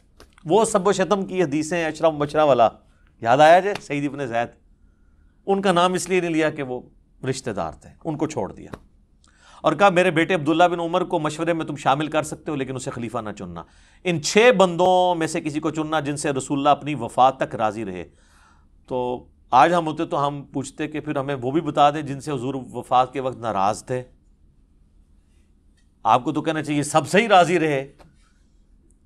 یہ کہتے ہیں نا سر ہر چیز میں اشارے موجود ہیں. ابھی تو یہ بات ختم نہیں ہوئی. پھر حضرت عمر کہتے ہیں, مسلم کے الفاظ ہیں کہ اگر تم دیکھو کہ ان 6 لوگوں کی خلافت میں کوئی تام کر رہا ہے تو سمجھ لینا کہ یہ وہی لوگ ہیں کہ جن کو میں نے اسلام کی خاطر اپنے ہاتھوں سے مارا ہے اور یہ اسلام کے دشمن اور کافر ہیں. یہ الفاظ ہیں. ادھر عبداللہ بن عمر نے کہا نا کہ تمہیں تو ہم نے مار مار کے مسلمان کیا ہے, اور یہاں حضرت انہوں نے اپنے باپ کے الفاظ ریپیٹ کیے. تو عبداللہ بن عمر نے اپنے باپ کے مشن کو ہی آگے لے کر چلے, لیکن وہ سامنے نہیں بات کی, بعد میں کیے. ظاہر ہے پھر سر حسین ابن علی اور ابن عمر میں تو فرق ہوگا نا.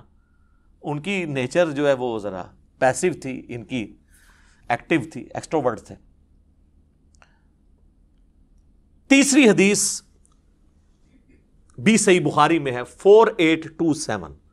اور سر یہ آپ کو میں یعنی to cut the story short, میں یعنی امیر شام کے دور کے اندر آپ کو 2 مثالیں پیش کی. اب ان کے بالکل دور اینڈ ہونے والا ہے, چونکہ میں نے تو آنا ہے ان کے صاحبزادے کی طرف, لیکن یہ تو ناانصافی ہے کہ صاحبزادے کے پیچھے باقیوں کو چھپا دیا جائے. یہ کام تو ہم نہیں کر سکتے. 4827 نمبر حدیث ہے صحیح بخاری کے اندر, اور یہ حدیث المستدرک للحاکم میں بھی موجود ہے. یہ حدیث سنن نسائی الکبرى کے اندر بھی موجود ہے, اور یہ حدیث تفسیر ابن کثیر کے اندر سورۃ الاحقاف پارہ نمبر 26 کی آیت نمبر 17 نمبر کی آیت کے کانٹیکسٹ میں اس کے سارے طرق جمع ہیں مختلف کتابوں سے. اور فتح الباری میں بھی ابن حجر اسقلانی نے صحیح بخاری 4827 نمبر کے انڈر وہ سارے کے سارے طرق جمع کیے ہیں جو میں اب بیان کرنے لگا ہوں. پہلے صرف میں بخاری کے الفاظ بتاتا ہوں, پھر باقی کتابوں کے بھی. بخاری کے الفاظ ہیں کہ مروان بن حکم جو کہ حضرت معاویہ کی طرف سے رضی اللہ تعالیٰ عنہ گورنر تھا حجاز کا, اس نے مسجد نبوی میں خطبہ دیتے ہوئے حضرت معاویہ کے بیٹے یزید کا ذکر خیر کرنا شروع کر دیا. اور اس میں حدیث کے الفاظ ہیں تاکہ حضرت معاویہ کے بعد اس کی بیعت پہ لوگوں کو آمادہ کیا جائے. وہی جو ہمارے حکمران بھی کرتے ہیں امت کے وسیع تر مفاد میں, میرے عزیز ہم وطنوں، وہ ساری باتیں وہی والی. اور انہوں نے کہا کہ بھئی اللہ تعالیٰ نے ہمارے امیر المومنین کو یہ بات سجھائی ہے، وہ چاہتے ہیں کہ اپنے بیٹے کو خلیفہ نامزد کر دیں. تو بخاری کے الفاظ ہیں وہاں پہ عبد الرحمن بن ابی بکر، حضرت ابوبکر صدیق کے بیٹے کھڑے ہوئے، اور یہ وہ بیٹا ہے جو حضرت عائشہ کا سگا بھائی ہے اس اعتبار سے کہ باپ اور ماں بھی کامن ہے. اور امام بخاری ذرا شریف النفس آدمی تھے، انہوں نے صرف اتنا لکھا کہ عبد الرحمن بن ابی بکر کھڑا ہوا اور انہوں نے کچھ کہہ دیا.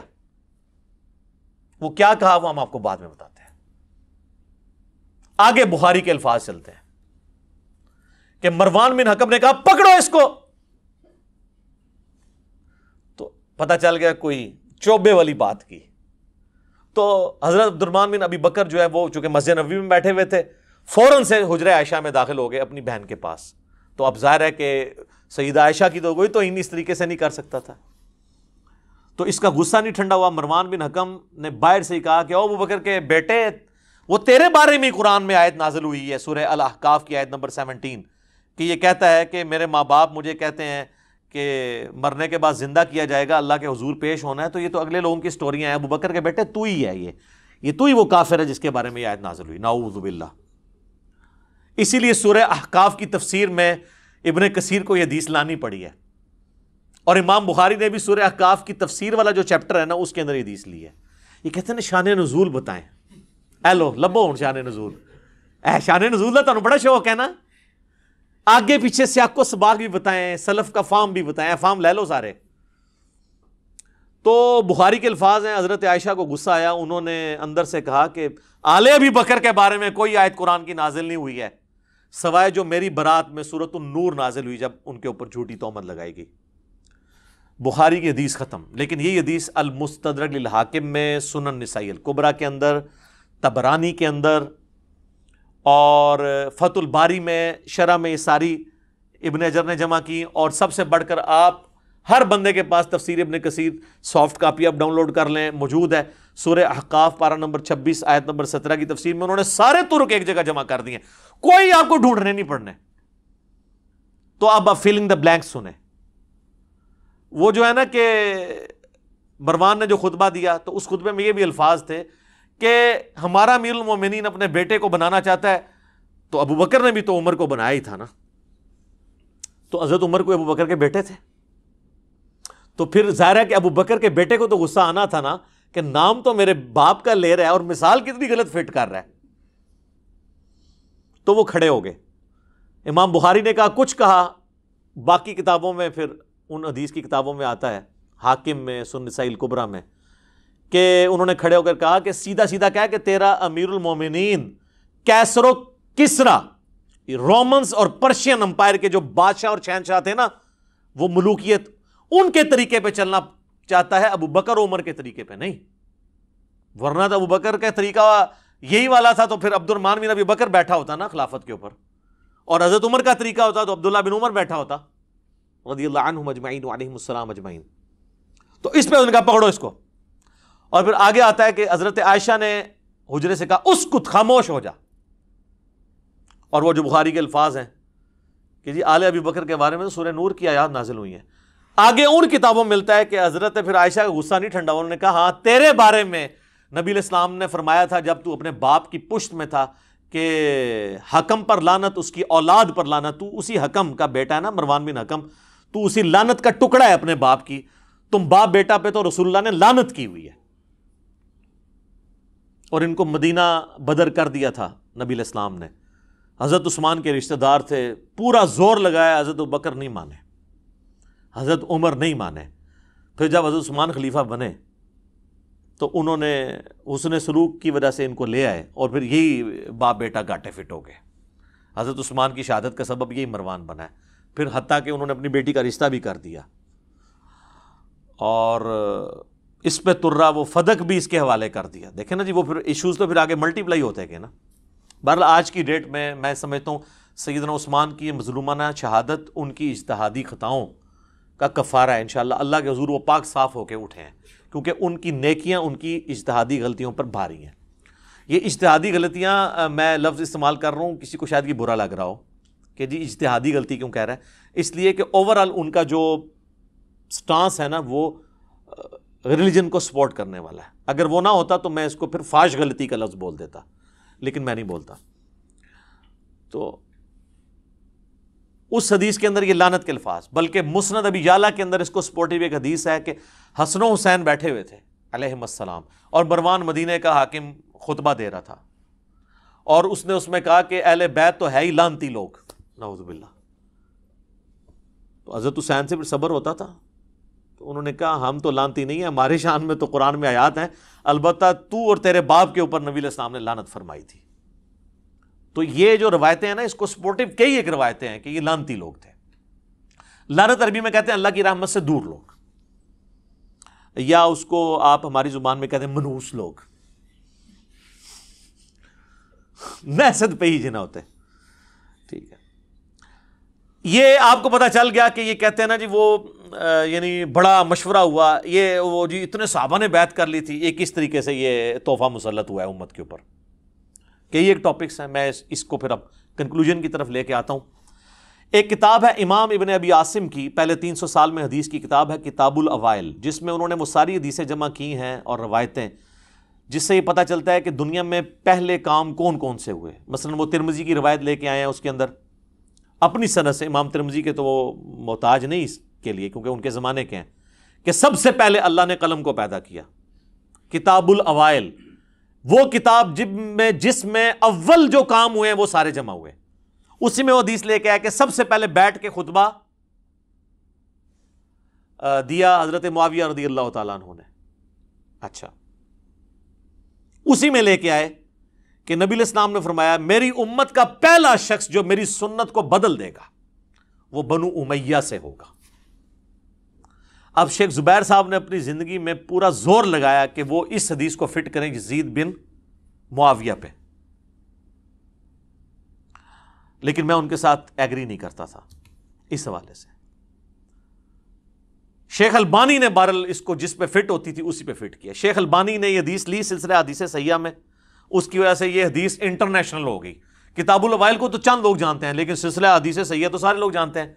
اس میں یہ حدیث شیخ البانی لے کے آئے تو اس کے اندر پھر انہوں نے کمنٹس کیے کہ اس شخص سے مراد وہ شخص ہو سکتا ہے جس نے خلافت کے انتخاب کے طریقے کو بدل دیا اور اسے ملوکیت بنا دیا. تو وہ کون ہوا پھر؟ حضرت معاویہ رضی اللہ تعالیٰ عنہ. نام نہیں لکھا, لیکن انہوں نے اشارہ چھوڑ دیا کہ کس نے سنت کا طریقہ بدلا. اچھا, انہی چیزوں کو سپورٹیو پھر کئی ایک حدیثیں ہیں. صحیح بخاری میں حدیث ہے, سیدنا ابو ہریرہ کہتے ہیں کہ میں نے نبی صلی اللہ علیہ وآلہ وسلم سے 2 پیالے لیے, ایک تو میں نے تمہیں ظاہر کر دیا یعنی شریعت کا علم, دوسرا اگر میں تمہارے سامنے ذکر کروں تو میری شہرک کاٹ دی جائے. وہ صوفیاء کہتے ہیں وہ علم لدنی تھا. تو حضرت ابو ہریرہ تو کسی سلسلے میں نہیں آتے, کو بات وہ کریں کو فٹ بھی بیٹھتی ہو, پھر آپ کے تو تصوف کے سلسلے وہاں سے جانے چاہیے. وہ حضرت ابو ہریرہ نے خود بتا دیا کہ وہ کون سی چیزیں تھیں. ان کا تعلق دین کے افعال کے ساتھ نہیں تھا بلکہ شخصیات کے ساتھ تھا. جس طرح حذیفہ ابن یمان کو نبی صلی اللہ علیہ وآلہ وسلم نے صحیح بخاری میں آتا ہے کہ منافقین کے نام بتائے تھے. کن منافقین کے؟ جو صحیح مسلم میں آتا ہے کہ جنہوں نے نبی علیہ السلام کے اوپر قاتلانہ حملہ کیا تھا غزوہ تبوک سے واپسی پہ, جن کے بارے میں وہ مسلم کی اسی حدیث 7035 میں کہ میرے صحابہ میں 12 منافقین ہیں, ان میں 8 ایسے ہیں ان کی پشت کے اوپر ایک دوبیلا پھوڑا نکلے گا اور اس سے ان کی موت ہوگی. جو میں نے نہیں آپ کو بتانا کہ کس کس کی موت دوبیلا پھوڑے سے ہوئی ہے, یہ اپنے علماء سے پوچھ کے چلیں. ٹھیک ہے, تو اس بخاری کی حدیث میں آتا ہے کہ حضرت ابو ہریرہ کہتے ہیں دوسرا میں ظاہر کر دوں تو میری گردن کاٹ دو. اب اس کی ایکسپلینیشن صحیح بخاری کے اندر ہی موجود ہے. تابعی کہتے ہیں سعید بن عمر, وہ کہتے ہیں میں مسجد نبوی میں بیٹھا ہوا تھا اور حضرت ابو ہریرہ رضی اللہ تعالیٰ عنہ اور مروان بن حکم یہ دونوں مسجد نبوی میں موجود تھے, کیونکہ مروان بن حکم گورنر تھا اور جب کبھی وہ جاتا تھا تو حضرت ابو ہریرہ کو اپنی جگہ گورنر مقرر کر کے جاتا تھا. لیکن یہ نہیں ہے کہ حضرت ابو ہریرہ ان کے کوئی اعلی کار بنے تھے, وہ سچائی کرتے تھے. میرا پچھلے دنوں ایک کلپ ریکارڈ ہوا ہے انس بن مالک شیعہ, آپ دیکھ لیں, اس میں نے انس بن مالک اور ابو ہریرہ کا دفاع کیا ہے. تو وہ کہتا ہے کہ جی میں بیٹھا ہوا تھا, مروان بن حکم, حضرت ابو ہریرہ بھی. تو حضرت ابو ہریرہ نے کہا مجھے صادق اور مصدوق نے یہ فرمایا تھا, سچے نے اور جس کی تصدیق کی گئی, کہ میری امت کی ہلاکت خاندان قریش کے نوجوان لڑکوں کے ہاتھ میں ہوگی. اب وہ ڈائریکٹ تو نہیں کہہ سکتے تھے بنو امیہ یا بنو مروان، وہ تو مسند ابی یعلا کے اندر موجود ہے حدیث. حضرت ابو ہریرہ ہی روایت کر رہے ہیں کہ نبی علیہ السلام نے اپنی وفات سے چند دن پہلے خواب دیکھا کہ بنو حکم کے جو بندر ہیں وہ میرے ممبر کے اوپر کود رہے ہیں، اور پھر وفات تک حضور کو مسکراتے ہوئے نہیں دیکھا گیا، یعنی آپ اتنے دکھی ہوئے. آپ کو بتا دیا گیا تھا کہ آپ کے ممبر پہ یہ مسلط ہو جائیں گے. تو حضرت ابو ہریرہ کہتے ہیں کہ یہ بنو جو قریش ہیں ان کے ہاتھوں اس امت کی تباہی ہونے والی ہے. یہ سن کر مروان کہنے لگا ان چھوکروں پر اللہ کی لعنت ہو، حالانکہ وہ خود بھی تھا اس میں شامل نا. تو حضرت ابو ہریرہ نے فرمایا اگر میں چاہوں تو میں بنو فلاں اور بنو فلاں کا نام لے لے کر بتا سکتا ہوں کہ وہ کون ہے. ظاہر ہے وہی تھا نا حکمران، تو اب وہ نام لیتے تو پھر حضرت ابو ہریرہ بھی شہادت کے درجے پہ پہنچتے نا، تو وہ انہوں نے آخری درجہ اڈاپٹ کیا. اور یہ جائز ہے. یہ بعض لوگ جو تان کرتے ہیں نا حضرت ابو ہریرہ کے اوپر، بھائی آپ حضرت ابو ہریرہ کو حسین بن علی تو نہ سمجھیں. مسلم شریف میں حدیث ہے کہ برائی کو ہو سکے تو ہاتھ سے روکو، ہاتھ سے نہیں روک سکتے تو زبان سے، نہیں تو کم از کم دل میں برا جانو. تو یہ حضرت ابو ہریرہ درمیان کے درجے میں تھے، زبان سے بھی کچھ بیان کیا اور دل میں تو ظاہر ان کو برا سمجھتے تھے. تو کہتے ہیں میں چاہوں تو فلاں فلاں بتا سکتا ہوں. راوی حدیث کہتے ہیں جب وہ لوگ شام کے حکمران بن گئے تو میں اپنے دادا اس سعید تابی کے ساتھ بنو مروان کے پاس جایا کرتا تھا. تو میرے دادا جان جب ان کم عمر لڑکوں کو حکمران دیکھتے تھے تو کہتے تھے مجھے لگتا ہے یہ وہی لڑکے ہیں جن کا ذکر حضرت ابو ہریرہ کیا کرتے تھے. اچھا اسی حدیث کے اندر موجود ہے، وہ حدیث کا راوی کہہ رہا ہے. اور آپ بہتر جانتے تھے، یعنی وہ ان کا پوتا کہتا ہے سعید تابی بہتر جانتے تھے کہ یہی وہ لوگ ہیں جن کے بارے میں. اسی کو سپورٹیو حدیث صحیح مسلم میں حضرت ابو ہریرہ کہتے ہیں کہ نبی علیہ السلام نے فرمایا تھا کہ قریش کا یہ قبیلہ میری امت کی اینٹ سے اینٹ بجا دے گا. قریش کا قبیلہ کون سا؟ بنو امیہ. تو نبی علیہ السلام سے صحابہ نے پوچھا کہ یا رسول اللہ آپ ہمیں کیا حکم دیتے ہیں؟ تو آپ نے فرمایا کہ میں امت کو یہ حکم دیتا ہوں کاش میری امت ان سے الگ رہے، اس سسٹم کا حصہ نہ بنے. لیکن یہ امت کی بدقسمتی ہے کہ اس سسٹم کا حصہ بنی. تو یہ میرے بھائیوں آپ کو یعنی یہ پتہ چل گیا یہ لونڈے کون تھے، یہ بنو امیہ ہی کے تھے. ایون یہ جو ابن حجر اسقلانی نے فتح الباری میں انہی احادیث کی شرح کے اندر لکھا ہے کہ ان لونڈوں میں پہلا لونڈا جو ہے وہ یزید ابن معاویہ ہے. اب میرے بھائیوں اس کو میں کنکلوڈ کرتا ہوں. آخر میں یزید ابن معاویہ کے دفاع کے اندر جو کچھ وہ باتیں کرتے ہیں اور اس کے کچھ کالے کرتوت، 3 کالے کرتوت اس کے بتاؤں گا، اور 7 دوزخ کے دروازوں کی نسبت سے. سورہ ہجر میں ہے نا کہ دوزخ کے دروازے 7 ہیں.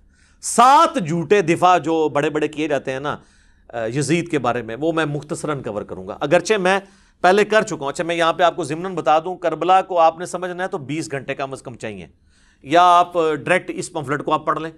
میری 3 نشستیں ضرور دیکھیں.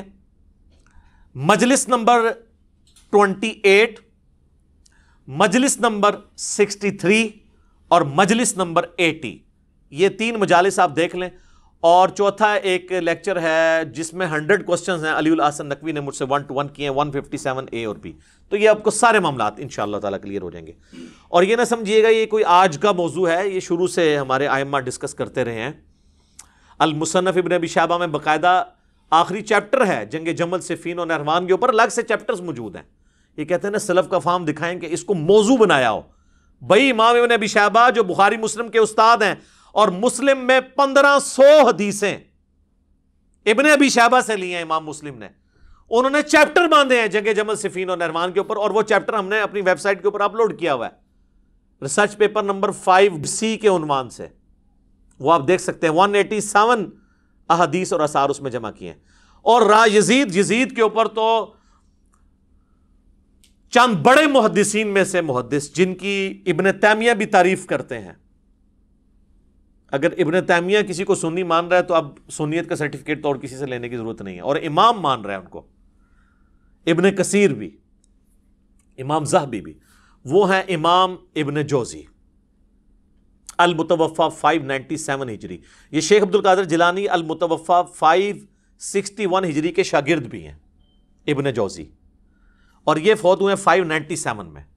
انہوں نے کتاب لکھی ہے الرد علی المتعصب العنید المانع من ذم یزید، یہ اس سرکش اور ضدی کا رد ہے جو یزید کی مذمت کرنے کو منع کرتا ہے۔ ان کے زمانے میں ایک ناصبی تھا عبد المغیث، تو اس کے رد میں ابن جوزی نے ایک کتاب لکھی، الحمدللہ اس کا اردو ترجمہ بھی ہو چکا ہے کئی سال پہلے ہماری ویب سائٹ کے اوپر بکس والے پورشن میں، ادر بکس میں آپ جائیں تو 9 نمبر پہ یہ بک ہے، ڈاؤن لوڈ کریں۔ 160 پیجز ہیں، اردو میں ترجمہ ہوا ہے، دیوبندیوں نے کیا ہے، شاہ نفیس اکیڈمی سے شائع ہوا ہے، اور وہ شاہ نفیس رحمہ اللہ تعالیٰ بڑے حسینی منہج کے تھے، جن کی ہم نے منقبت بھی ابو بکر عمر عثمان علی کی شان میں پڑھوائی تھی۔ انہوں نے اس کا ترجمہ کروایا تھا، پی ڈی ایف آپ کو مل جائے گا، 160 صفحے ہیں، اس میں سے پہلے 80 صفحے تمہیدن ہیں، یزید کو پورے کا پورا انہوں نے احادیث کی کتابوں میں ننگا کیا ہے، اور اگلے جو 80 صفحے ہیں وہ کتاب کا ترجمہ ہے، اور یقین کریں وہ آپ پڑھیں، انہوں نے کوئی لحاظ نہیں کیا ابن جوزی نے، حتیٰ کہ انہوں نے حضرت معاویہ رضی اللہ تعالی عنہ کے پیچھے جو یزید کو چھپایا جاتا تھا انہوں نے اس کے اوپر بھی اپنا قلم نہیں روکا، اور انہوں نے بڑے سخت باتیں کی ہیں جو میں یہاں کرنے کی ضرورت نہیں سمجھتا۔ وہ لوگ کہتے تھے نا جی ان کے بارے میں ہادی اور مادی والی روایت ہے، حالانکہ وہ روایت ہی فٹ ان نہیں بیٹھتی، میرا یوٹیوب پہ کلپ بھی دیکھ لیں کہ حضرت معاویہ ہادی اور مادی تھے۔ تو اس پہ پھر ابن جوزی نے کامنٹس کیے ہیں کہ اس کے پیچھے تم یہ کہو گے وہ جو کچھ کریں گے وہ ٹھیک ہوگا، اور پھر ضروری نہیں ہوتا کہ نبی علیہ السلام جو بھی دعا کریں وہ قبول ہو۔ تو ڈھکے چھپے الفاظ میں انہوں نے بہت کچھ لکھا ہے، وہ آپ پڑھ لیں ابن جوزی۔ اور اس کتاب کی تعریف ابن تیمیہ نے بھی کی ہے، ابن کثیر نے بھی کی ہے کہ یہ یزیدیوں کے رد میں، ناصبیوں کے رد میں یہ کتاب بڑی زبردست ہے۔ تو آپ اس کو ڈاؤن لوڈ کر سکتے ہیں، ہارڈ کاپی اس کی آپ کو نہیں ملے گی کیونکہ انہوں نے چھاپنا بند کر دی ہے، ظاہر ہے اس طرح یعنی یہ عام کتابیں بکنے والی نہیں ہے، تو ہماری ویڈیوز کی برکت سے اب عام ہو رہا ہے۔ ویسے سافٹ کاپی آپ ڈاؤن لوڈ کریں، اور ہمارا ریسرچ پیپر تو اس سے بہت اوپر ہے اللہ کے فضل سے، کیونکہ یہ تو پوری ڈاکٹرن کو کور کرتا ہے۔ تو وہ ابن جوزی کی کتاب آپ پڑھیں گے تو آپ کو پتہ چل جائے گا۔ باقی میں نے اس پمفلٹ کے اندر بھی کور کیا ہے کہ 3 اس کے سیاہ کارنامے جو بڑے بڑے ہیں نا، جو تاریخ کی کتابوں میں نہیں، بخاری مسلم کے اندر رپورٹ ہوئے ہیں۔ پہلا، خانہ کعبہ کے اوپر حملہ، عبداللہ بن زبیر کو شہید کرنے کے لیے، کامیاب تو نہیں ہوا، بعد میں وہ شہید ہوئے عبد الملک بن مروان کے دور کے اندر، لیکن یہ غلاف کعبہ کا شہید ہونا، یزید ابن معاویہ کے دور کے اندر خانہ کعبے پہ حملہ کر کے اس کی حرمت کو پامال کرنا، یہ صحیح مسلم میں حدیث موجود ہے 3245 نمبر۔ دوسرا واقعہ ہرہ، کیونکہ جب سیدنا حسین شہید کر دیے گئے تو اہل مدینہ نے بیعت یزید کی توڑ دی، انہوں نے کہا اب کون سا خیر باقی رہ گیا، تو اس کے ریونج میں یزید نے چڑھائی کر دی مدینے کے اوپر۔ جو یہ کہتے ہیں جی وہ یہ تاریخی باتیں ہیں جی 600 صحابیات جو ہیں وہ نعوذ باللہ ان کے ساتھ بدکاری ہوئی اور صحابہ قتل ہوئے، مسجد نبی میں گھوڑے باندھے گئے، اس کو تو چھوڑ دیں سر، آپ انکار کریں واقعہ ہرہ ہوا ہی نہیں ہے، پھر ہم آپ کو کہیں گے بخاری مسلم میں واقعہ ہرہ موجود ہے، ٹھیک ہے۔ بخاری میں یہ حدیث 2601 2959 4024 4906، مسلم 3339 3319 3323 سے جو ہے ٹیٹرا 3 تک، جس میں یعنی اہل مدینہ سے ریلیٹڈ احادیث بھی موجود ہیں کہ جو اہل مدینہ کو ڈرائے گا دھمکائے گا اس پہ اللہ کی لعنت، اللہ کے فرشتوں کی لعنت، تمام لعنت کرنے والوں کی لعنت، جو مدینے میں بدعت جاری کرے گا اس پہ اللہ کی لعنت، اللہ کے فرشتوں کی لعنت، تمام لعنت کرنے والوں کی لعنت، اللہ تعالیٰ نہ اس کو کوئی فرض قبول کرے گا قیامت والے دن، نہ کوئی نفل قبول کرے گا۔ واقعہ ہرہ کا ذکر موجود ہے، یزید نے قتل عام کیا، اور یہ واقعہ ہرہ اتنا سینسٹیو واقعہ ہے کہ اس کے اوپر پردہ ڈالا نہیں جا سکتا۔ کہتے ہیں سلف کا فہم یہی وہ واقعہ ہے جس کی وجہ سے امام احمد بن حنبل نے یزید کے اوپر بڑے سخت کامنٹس کیے تھے، کیونکہ اس میں تو کئی صحابہ شہید ہوئے ہیں۔ وہی ابن جوزی کی کتاب کے اندر پوری سند کے ساتھ امام ابن جوزی نے الرد علی المتعصب العنید المانع من ذم یزید میں احمد بن حنبل کا قول نقل کیا، اور شیخ زبیر زئی رحمہ اللہ تعالیٰ نے اسی کتاب سے حوالہ لیا ہے، بلکہ میری ویڈیو میں انہوں نے 1 to 1 مجھے پڑھ کے بھی بتایا تھا، اس وقت صرف عربی میں کتاب تھی۔ ابن جوزی نے اس کتاب میں نقل کیا ہے کہ امام اہل سنت احمد بن حنبل المتوفی 241 ہجری نے اپنے شاگرد سے فرمایا، ابن یحییٰ کو، جب اس نے یزید ابن معاویہ کے بارے میں پوچھا تو احمد بن حنبل کہنے لگے یزید وہی ہے جس نے مدینے والوں کے ساتھ وہ کرتوت کیے جو اس نے کیے۔ میں نے پوچھا اس نے کیا کیا؟ فرمایا اس نے مدینے کو لوٹا، میں نے پوچھا کیا ہم یزید سے کوئی حدیث لے سکتے ہیں؟ فرمایا یزید سے حدیث مت بیان کرو، اور کسی کے لیے جائز نہیں کہ وہ یزید سے کوئی ایک حدیث بھی بیان کرے۔ میں نے پوچھا جب یزید نے یہ سب حرکتیں کی تھی تو اس کا ساتھ کس نے دیا تھا؟ تو انہوں نے فرمایا اہل شام نے۔ یہ کہتے ہیں جی کوفی تھے حضرت حسین کو شہید کرنے والے۔ بھئی وہ کوفہ کے اگر الفاظ بخاری میں آتے ہیں کہ عبداللہ بن عمر نے کہا کہ جب ان سے مکھی اور مچھر کا مسئلہ پوچھا گیا، انہوں نے کہا تم لوگ یہ بات کرتے ہو، تم نے تو حسین ابن علی کو شہید کر دیا، جن کے بارے میں نے نبی علیہ السلام سے خود سنا تھا کہ حسن و حسین دنیا میں میرے دو پھول ہیں، بخاری میں حدیث ہے۔ وہ کہتے ہیں وہ کوفیوں کو انہوں نے کہا۔ سر ظاہر ہے کوفی انڈر کس کے تھے؟ آج اگر کوئی کہتا ہے پنجاب پولیس تو گورنمنٹ آف پاکستان کے انڈر ہے نا، یہ تو نہیں کہا جائے گا کہ پنجاب پولیس کا پرائم منسٹر سے کوئی تعلق نہیں ہے۔ تو کوفہ ایک صوبہ تھا شام کا، تو ڈائریکٹ عبید اللہ ابن زیاد کو گورنر کس نے لگایا ہوا تھا؟ یزید ابن معاویہ نے۔ کہتے ہیں جی وہ پتہ ہی نہیں چلا جی، وہ بس مار دیا، بعد میں یزید بہت پچھتایا۔ اچھا جی پچھتایا، پھر اس نے عبید کو قتل کروا دیا قصاصاً، اس کو گورنری سے ہٹا دیا؟ نہیں۔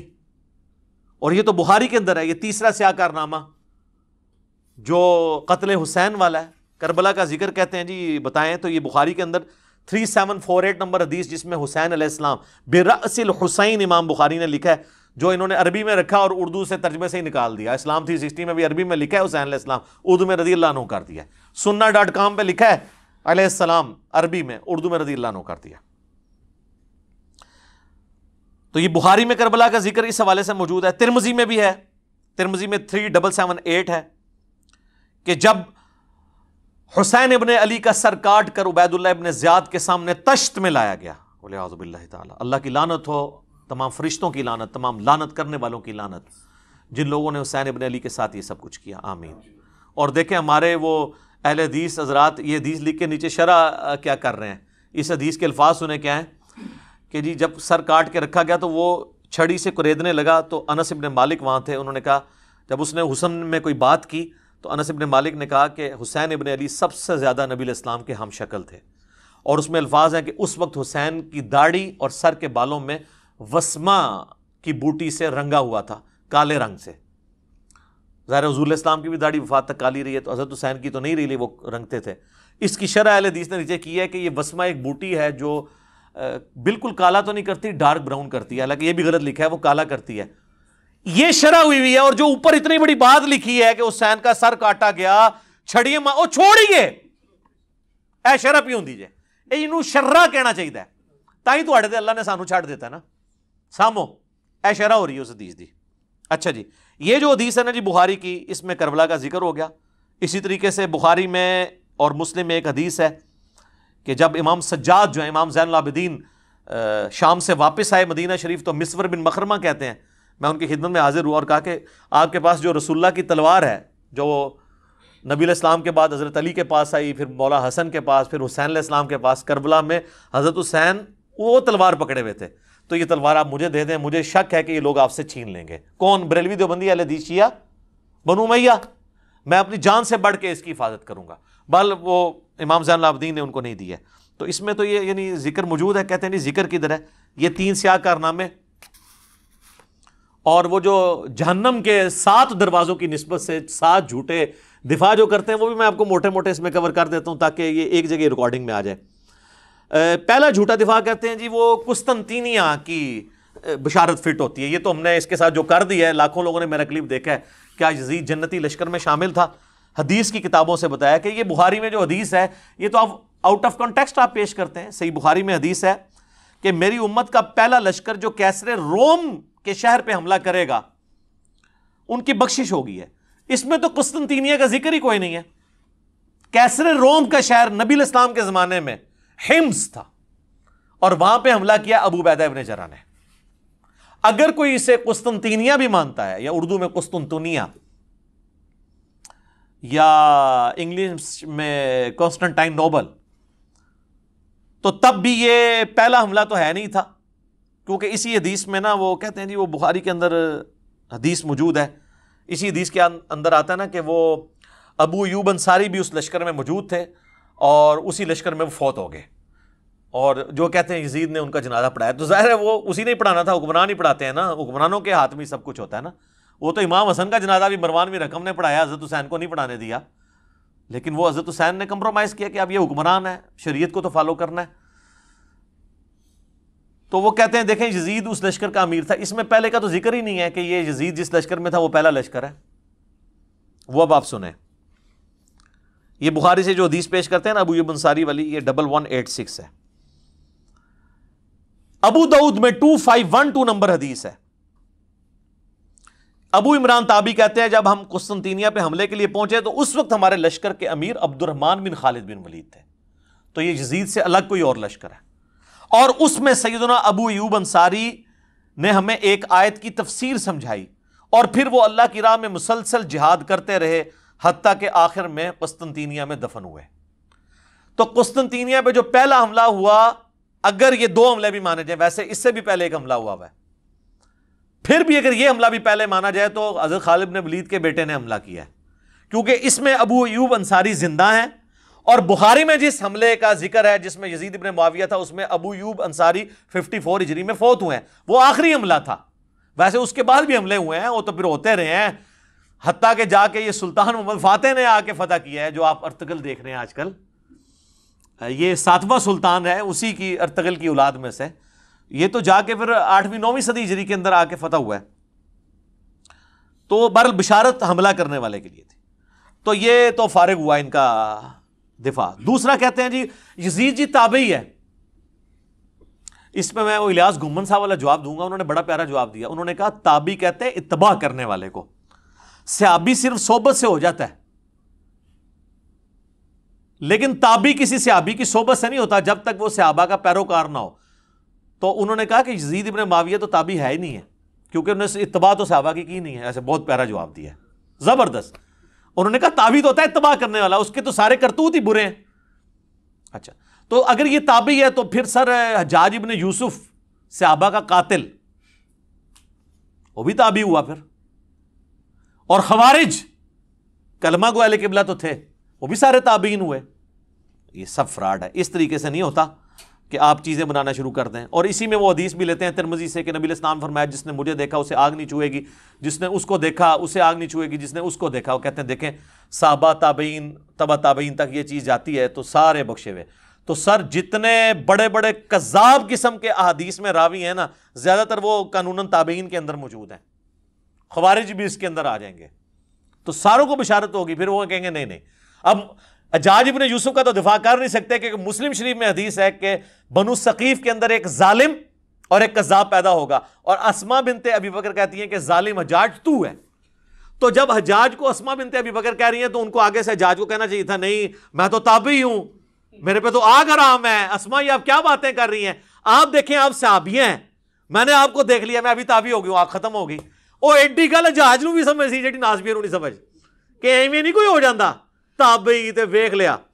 اچھا جی، تیسرا وہ کہتے ہیں جی حضرت علی کا جو بیٹا ہے محمد بن حنفیہ، جو حنفیہ نامی ایک عورت جس سے شادی کی تھی حضرت علی نے سیدہ فاطمہ کی وفات کے بعد، ان سے پیدا، وہ کہتے ہیں وہ تو بڑی تعریف کرتا تھا یزید ابن معاویہ کی. اچھا جی کدھر لکھا ہے کس حدیث میں؟ نہیں ان کی باتیں حدیثوں میں، وہ کہتے ہیں وہ ابن کثیر میں جسے عربی میں البدایہ والنہایہ کہتے ہیں اس میں موجود ہے. ہاں جی دکھائیں. دکھا نہیں آپ کو سکتے، وہ اس قابل ہی نہیں دکھائیں، کیونکہ اس میں محمد بن حنفیہ کے پاس عبداللہ بن مطیع صحابی آتے ہیں.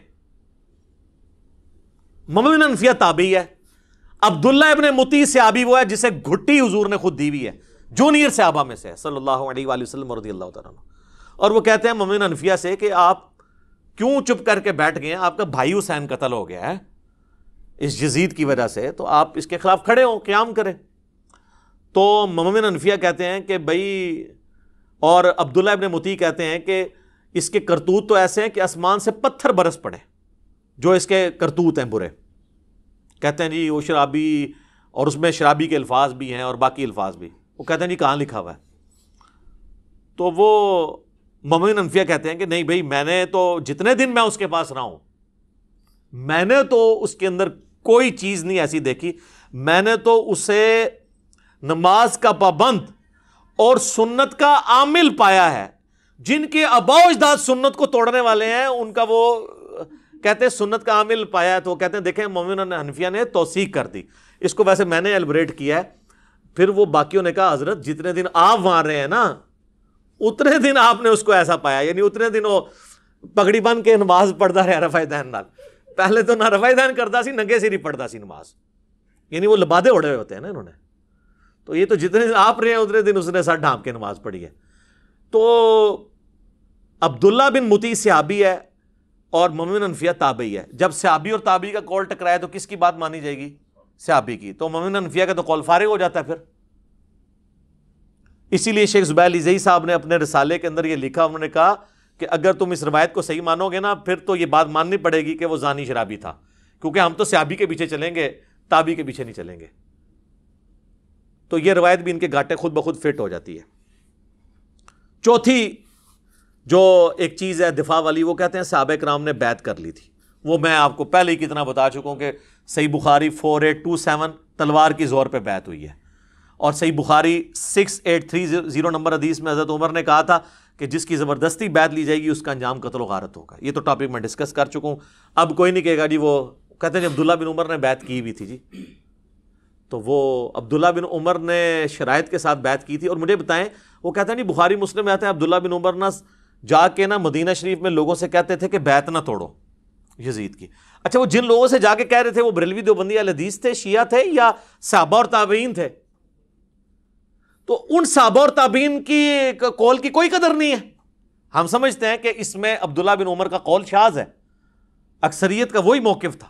اور پھر عبداللہ بن زبیر جو ڈٹے رہے آخری وقت تک, وہ صحابی نہیں ہے, ایک قول لے لیتے شاذ. او عبداللہ بن عمر تو پھر دیکھ لیں آپ, صحیح بخاری میں آتا ہے عبداللہ بن عمر جو پوری زندگی بنو امیہ کا ساتھ دیتے رہے نیوٹرل بن کے, کبھی ان کا حصہ نہیں بنے, لیکن نیوٹرل بننا بھی ساتھ تھا. آخری عمر میں تو وہ پچھتاتے تھے. صحیح بخاری میں آتا ہے ان کو تو قتل ہی حجاج بن یوسف نے کروایا, ان کے پاؤں میں نیزہ مروا کے. اور المستدرک للحاکم کے اندر آتا ہے کہ عبداللہ بن عمر کہتے تھے مجھے پوری زندگی نہ میں نے کبھی نماز چھوڑی نہ کبھی روزہ, مجھے پوری زندگی کسی نیک عمل کے چھوٹنے کا کوئی غم نہیں ہے, جو مجھے یہ غم ہے کہ میں نے مولا علی کے ساتھ مل کر باغیوں کے خلاف قتال کیوں نہیں کیا. تو آخری عمر میں جو عبداللہ بن عمر کو بات سمجھ آئی نا, وہ حضرت علی کے ساتھیوں کو ان کی زندگی میں سمجھ آ گئی, کچھ کو واقعہ ہررا کے بعد سمجھ آئی, اور حضرت عبداللہ بن عمر کو آخری عمر میں سمجھ آئی جا کے. بہرحال حضرت عبداللہ بن عمر کا رجوع اس میں مل گیا, لہٰذا ان کے پیچھے کوئی نہ چھپے گا جی وہ بیعت سے روکتے تھے. جب ان کو ہاتھ لگے تو ان کو پتہ چل گیا کہ یار میں تو ان کے ساتھ چلتا رہوں, میرے ساتھ بھی انہوں نے ہاتھ کر دیے. پانچواں وہ کہتے ہیں جی کوفیوں نے مارا ہے, جی اہل شام نے نہیں مارا, وہ تو شام کی طرف جا رہے تھے. جی تو میں نے بتایا بھائی کوفیوں نے ہی مارا ہے, ظاہر ہے کوفے میں عبید اللہ ابن زیاد گورنر کوفہ جو ہے یزید کے ہی لگایا تھا. آج اگر وہ کہتا ہے پنجاب پولیس نے کیا تو اس کا یہ مطلب نہیں کہ پرائم منسٹر سے کوئی تعلق نہیں ہے, وہ انہی کے انڈر ہے, لہٰذا یہ بھی پلی غلط ہے. اس میں پہلے بھی ڈسکس کر چکا. چھٹا وہ کہتے ہیں کہ جی وہ دیکھیں جی 3 شرطیں رکھ دی تھی حضرت حسین علیہ السلام نے, وہ تو تیار تھے. انہوں نے کہا کہ مجھے یزید کے پاس جانے دو, میں ہاتھ میں ہاتھ رکھ کے بیعت کر لیتا ہوں. سبحان اللہ. اور سر یہ ہو جاتا تو عبید اللہ ابن زیاد نے لوڈیاں ڈالنی تھیں, اور اس نے کہنا تھا حضرت آپ کے ابا جان حضرت معاویہ رضی اللہ تعالیٰ عنہ پوری کوشش کر کے 4 سال جو کام نہیں کروا سکے کہ حسین سے بیعت لیں آپ کے لیے, میں نے دیکھے کتنا کارنامہ کر دیا ہے. تو یزید ابن معاویہ نے اسے اور نوازنا تھا کہ یار تو واقعی بڑا سمجھدار قسم کا میرا گورنر نکلا ہے. وہ کہانی وہ بنائیں جو فٹ ہوتی ہو, یا مجھے شام جانے دو, یا واپس مدینے جانے دو, یا مسلمانوں کی کسی سرحد پہ بھیج دو, میں جا کے قتال کروں. وہ تو جی بس کینسل, ان کو پتہ چل گیا تھا کہ یہ کوفیوں نے ہمارے ساتھ دھوکہ کیا اور یہ وہ کیا. اچھا جی, یہ سٹوری بالکل فٹ نہیں بیٹھتی. اور یہ جس کتاب سے لے کے آتے ہیں نا, انصاب الاشراف وہ کتاب ہے امام بلازری کی, پہلے 300 سال میں مسلمانوں کے ایک بڑے ائمہ میں سے. انصاب الاشراف یعنی وہ کتاب جس میں بڑے بڑے جو اشرافیہ ہیں, بڑے بڑے خاندانوں کے جو لوگ ہیں, ان کے فضائل بیان ہوئے ہیں. یعنی اس میں بنو ہاشم کے بھی, بنو امیہ, بنو عباس کے, اور جس میں بایوگرافی بھی لکھی ہے صحابہ اور تابعین کی. اس میں سے وہ لے کے آتے ہیں, کہتے ہیں جی اس کے اندر یہ موجود ہے. اور شیخ زبیر صاحب نے بھی فضائل صحابہ اپنی کتاب میں نا یہ لکھ دیا, لیکن انہوں نے انصاف یہ کیا کہ انہوں نے کہا کہ اس کی سند حلال بن یصاف تک تو ثابت ہے, لیکن حلال بن یصاف کا واقعہ کربلا میں ہونا بھی ثابت ہونا چاہیے نا. تو پھر مرنے سے پہلے انہوں نے اس کتاب سے ہی رجوع کر لیا. شیخ زبیر صاحب نے آخر میں اعلی حدیث رسالے میں لکھ دیا کہ انصاب الاشراف جو کتاب ہے یہ اپنے مصنف سے ثابت ہی نہیں ہے. ویسے زیادہ میجارٹی کا یہی موقف ہے کہ اپنے مصنف سے ثابت ہے. لیکن زبیر لذیذ صاحب گھبرا گئے تھے. وہ مجھے کہتے تھے کہ اگر یہ انصاب الاشراف کو انہوں نے صحیح مان لیا نا تو پھر حضرت معاویہ کا کیا بنے گا, حضرت ابو سفیان کا کیا بنے گا, کیونکہ اسی انصاب الاشراف میں بالکل صحیح سند کے ساتھ ایک چیز موجود ہے جو باقی اہل سنت کی کتابوں میں کوڈ ورڈز میں ہے. مسند البزار میں بھی ہے اور مجموع الزوائد میں بھی ہے. امام حیثمی جو ابن حجر اسقلانی کے استاد ہیں انہوں نے بھی لیا کہ نبی علیہ السلام کے سامنے سے ایک اونٹ گزر رہا تھا. آپ نے فرمایا کہ اونٹ پہ بیٹھے ہوئے پہ بھی اللہ کی لعنت, اس کی مہار پکڑنے والے پہ بھی اللہ کی لعنت, اس کو ہانکنے والے پہ بھی اللہ کی لعنت. یہ حدیث ختم. اس حدیث سے کون سی خدمت ہوئی ہے پتہ ہی نہیں کہ کون ہوا, کیا ہوا, کس وجہ سے لعنت ہوئی. مسند البزار اور مجموع الزوائد میں یہ دوری روایت ہے, لیکن انصاب الاشراف میں ان 3 بندوں کے نام ہیں. وہ میں کوڈ ورڈز میں آپ کو بتا دیتا ہوں. اونٹ کے اوپر امیر شام کے والد محترم بیٹھے ہوئے تھے. اونٹ کی مہار امیر شام کے ہاتھ میں تھی. امیر شام میں یزید کو نہیں کہہ رہا, ان کے والد کو کہہ رہا ہوں. اور ہانکنے والے امیر شام کے بھائی تھے, جو مسند البزار اور مجموع الزوائد میں لکھا ہے کہ اونٹ بیٹھے ہوئے پہ بھی لعنت, ہانکنے والے پہ بھی لعنت, مہار والے پہ بھی لعنت. تو شیخ زبیر صاحب کہتے تھے پھر اس روایت کو بھی صحیح ماننے, تو انہوں نے کہا حضرت معاویہ کو بچانے کا, ابو سفیان کو بچانے کا رضی اللہ عنہما طریقہ یہ ہے کہ اس کتاب سے اعلان برات کر. اب اس میں اور بھی بہت ساری روایتیں ہیں, ٹھیک ہے. یزید کے آباء و اجداد کے تابوت آگ میں ہیں, وہ ہم نہیں بیان کرتے آپ سے, ٹھیک ہے. اور بھی کافی ساری چیزیں. تو اس کتاب سے انہوں نے جان چھڑا لی کہ چھوڑو ہے. تو لہٰذا آندہ کو 3 شرائط والی بتایا نا, ان کو 3 شرائط والی کتاب مننی ہے, اور اس طریقے نہ دوری سند نہ مننی ہے نے. تو مصنف ابن ابی شیبہ میں جو روایت ہے کہ حضرت عمر نے نعوذ باللہ دھمکی لگائی حضرت فاطمہ کو کہ میں تیرے گھر کو آگ لگا دوں, تو وہ ہم کیا کہتے ہیں کہ وہ زید بن اسلم جو ہے وہ حضرت عمر کا غلام جو ہے وہ اس وقت موجود ہی نہیں تھا وہاں پر جب یہ واقعہ ہوا تھا. وہ تو حضرت عمر کی غلامی میں بعد میں آیا. یہ سند منقطع ہے. تو اگر منقطع روایتوں کو حلال بن انصاف کو ماننا ہے تو پھر آپ یہ بھی چیزیں ماننا شروع کر دیں. تو یہ ان کا ایک تھا. اور آخری دفاع ان کا پتہ کیا ہوتا ہے, وہ چھوڑو جی یہ باتیں نہیں کرنی چاہیے. پہلے مقابلہ کرتے رہتے ہیں, جب بالکل ان کو سمجھ آتی ہے نا اوہ یہ کیا ہو گیا, تو پھر وہ آنکھیں بند کر لیتے ہیں, جی یہ باتیں کرنی نہیں چاہیے. تو یہ جو اتنی دیر سے آپ ہمارے ساتھ بحثیں کر رہے تھے, یہ کیوں کر رہے تھے؟ یہ آج پوری دنیا میں جو باتیں شروع ہوئی ہیں میں نے کروائی ہیں. میں نے اشرف جلالی کو کہا ہے کہ وہ بکواس کرے, میں نے آصف الوی کو کہا ہے کہ وہ بکواس کرے, اور اب پورے ملک کے اندر جو ایک آگ لگی ہوئی ہے یہ میں نے تو نہیں کروائی ہے. تو وہ کہے کہ جی قیامت والے دن پوچھا نہیں جائے گا. تو قیامت والے دن تو سر پوچھا جائے گا. المستدرک للحاکم میں حدیث ہے کہ اگر کوئی شخص مقام ابراہیم اور حجر اسود کے درمیان, اور جو دروازہ بھی اسی پورشن میں آتا ہے, پوری زندگی نمازیں پڑھتا رہے اور روزے رکھتا رہے, پھر بھی اللہ سے اس حال میں ملے مرنے کے بعد کہ اس کے دل میں ہم اہل بیت کا بغض ہوا, تو اللہ تعالیٰ اسے ضرور دوزخ میں داخل کرے گا. کہتے ہیں جی پوچھا نہیں جائے گا. صحیح مسلم میں حدیث کیا نہیں ہے 240, علی سے محبت نہیں رکھے گا مگر مؤمن, علی سے بغض نہیں رکھے گا مگر منافق. پوچھا نہیں جائے گا. کیا فضائل صحابہ احمد بن حنبل کی کتاب میں حدیث نہیں ہے کہ میری وجہ سے 2 فرقے جہنم میں جائیں گے اور میری وجہ سے 2 فرقے گمراہ ہوں گے, ایک میری محبت میں غلوف کر کے اور ایک میری دشمنی میں غلوف کر کے؟ پوچھا نہیں جائے گا. وہ جی قرآن میں لکھا ہے تلک امۃ قد خلت لہا ما کسبت ولکم ما کسبتم, سورۃ البقرہ پارہ نمبر 1 کی آخری آیت. وہ آدھی پیش کرتے ہیں, اور وہ تو کہا جا رہا ہے یہودی کہتے تھے ہمیں حضرت ابراہیم کی نسبت حاصل ہے, حضرت ابراہیم کی نسبت سے اللہ تعالیٰ ہمیں چھوڑ دے گا. تو اللہ نے فرمایا کہ ابراہیم اور ان کے ساتھی اپنے نیک اعمال اپنے ساتھ لے گئے. تم سے نہیں پوچھا جائے گا کہ انہوں نے کون سے نیک اعمال کیے, تم سے تمہارے اعمال کے بارے میں پوچھا جائے گا. برے اعمال کا تو ذکر ہی نہیں ہے, ورنہ الفاظ ہوتے علیہا مکتسبت وعلیکم, وہ ہے لہا ما کسبت ولکم ما کسبتم. ظاہر ہے قرآن میں تو مرے ہوئے لوگوں کی برائیاں بیان ہوئی ہیں نا. حضرت یوسف کے بھائی قرآن کے نزول کے وقت زندہ تھے, تو ان کی برائی کا ذکر جو ہوا ہے قرآن تو ظاہر ہے ان ساری چیزوں کو ایڈریس کرتا ہے. قرآن کیسے کہہ سکتا تھا کہ مرے ہوئے بندوں کی برائی نہیں؟ اور یہ جو اسماء و رجال کا علم ہے جس کے تحت آپ حدیث کی کتابوں میں راویوں کے اوپر بحثیں کرتے ہیں, یہ تو سارے مرے ہوئے لوگوں کی غیبت ہو رہی ہوتی ہے.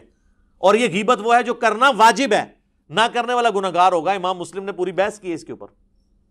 تو یہ آخری بہانہ ہے, یہ بھی ان کا بہانہ ختم ہوا ہے, اور خود ساری بحثیں کرتے ہیں. ہمیں کہتے ہیں جی وہ کہ کیا مطلب پوچھا جائے گا. تو بھائی پوچھا جائے گا جب ہمارا دوزخ ہمارا دین، ہمارا ایمان ان چیزوں کے ساتھ جڑا ہوا ہے. اور سٹارٹ میں نے غدیر خم، نبی علیہ السلام 3 دفعہ فرما رہے ہیں میں صحیح مسلم میں 4 حدیثیں تمہیں اہل بیت کے معاملے میں اللہ کا خوف دلاتا ہوں. تو جب حضور کسی بات سے ڈرا کے جائیں اس کے بارے میں پوچھا نہیں جائے گا؟ آپ اس وقت کہتے ہیں یا رسول اللہ کیوں خوف دلا رہے ہیں، کیڑا پوچھا جانا ہے؟ لگ پتہ جانا ہے تو انشاءاللہ تعالی. ویسے تو ان تبدیلی آ رہی ہے، اب لوگ کتابوں کی طرف آ رہے ہیں. مرنے سے پہلے اے مسلمان کر لے اس پہ غور، کتابوں کا خدا اور ہے، بابوں کا خدا اور. کتابوں کا دین اور ہے، بابوں کا دین اور. کتابوں کا جہاں اور ہے، بابوں کا جہاں اور. کہنے کو تو دین سب کا اسلام ہے، لیکن کتابوں کا جہاں اور ہے، بابوں کا جہاں اور. تو میں اپنی گفتگو کو کنکلوڈ کرتا ہوں 2 اقوال کے اوپر. ابراہیم نخعی 96 ہجری میں فوت ہوئے، تابعی ہیں، بخاری مسلم کے راوی ہیں. ان کا قول صحیح سند کے ساتھ موجود ہے المعجم الکبیر طبرانی کے اندر. وہ کہا کرتے تھے بالفرض میں حسین ابن علی کے قاتلین میں شامل ہوتا اور قیامت والے دن اللہ مجھے معاف بھی کر دیتا اور میں جنت میں بھی پہنچ جاتا، تب بھی میں جنت میں رسول اللہ کے سامنے آنے سے ڈرتا کہ کہیں جنت میں ہی حضور مجھ سے یہ نہ پوچھ لیں کہ تو بھی شامل تھا میرے حسین کے قاتلوں میں. حالانکہ جنت میں پہنچنے کے بعد تو کسی کو ڈر نہیں ہونا چاہیے، جنت سے نکالا نہیں جائے گا.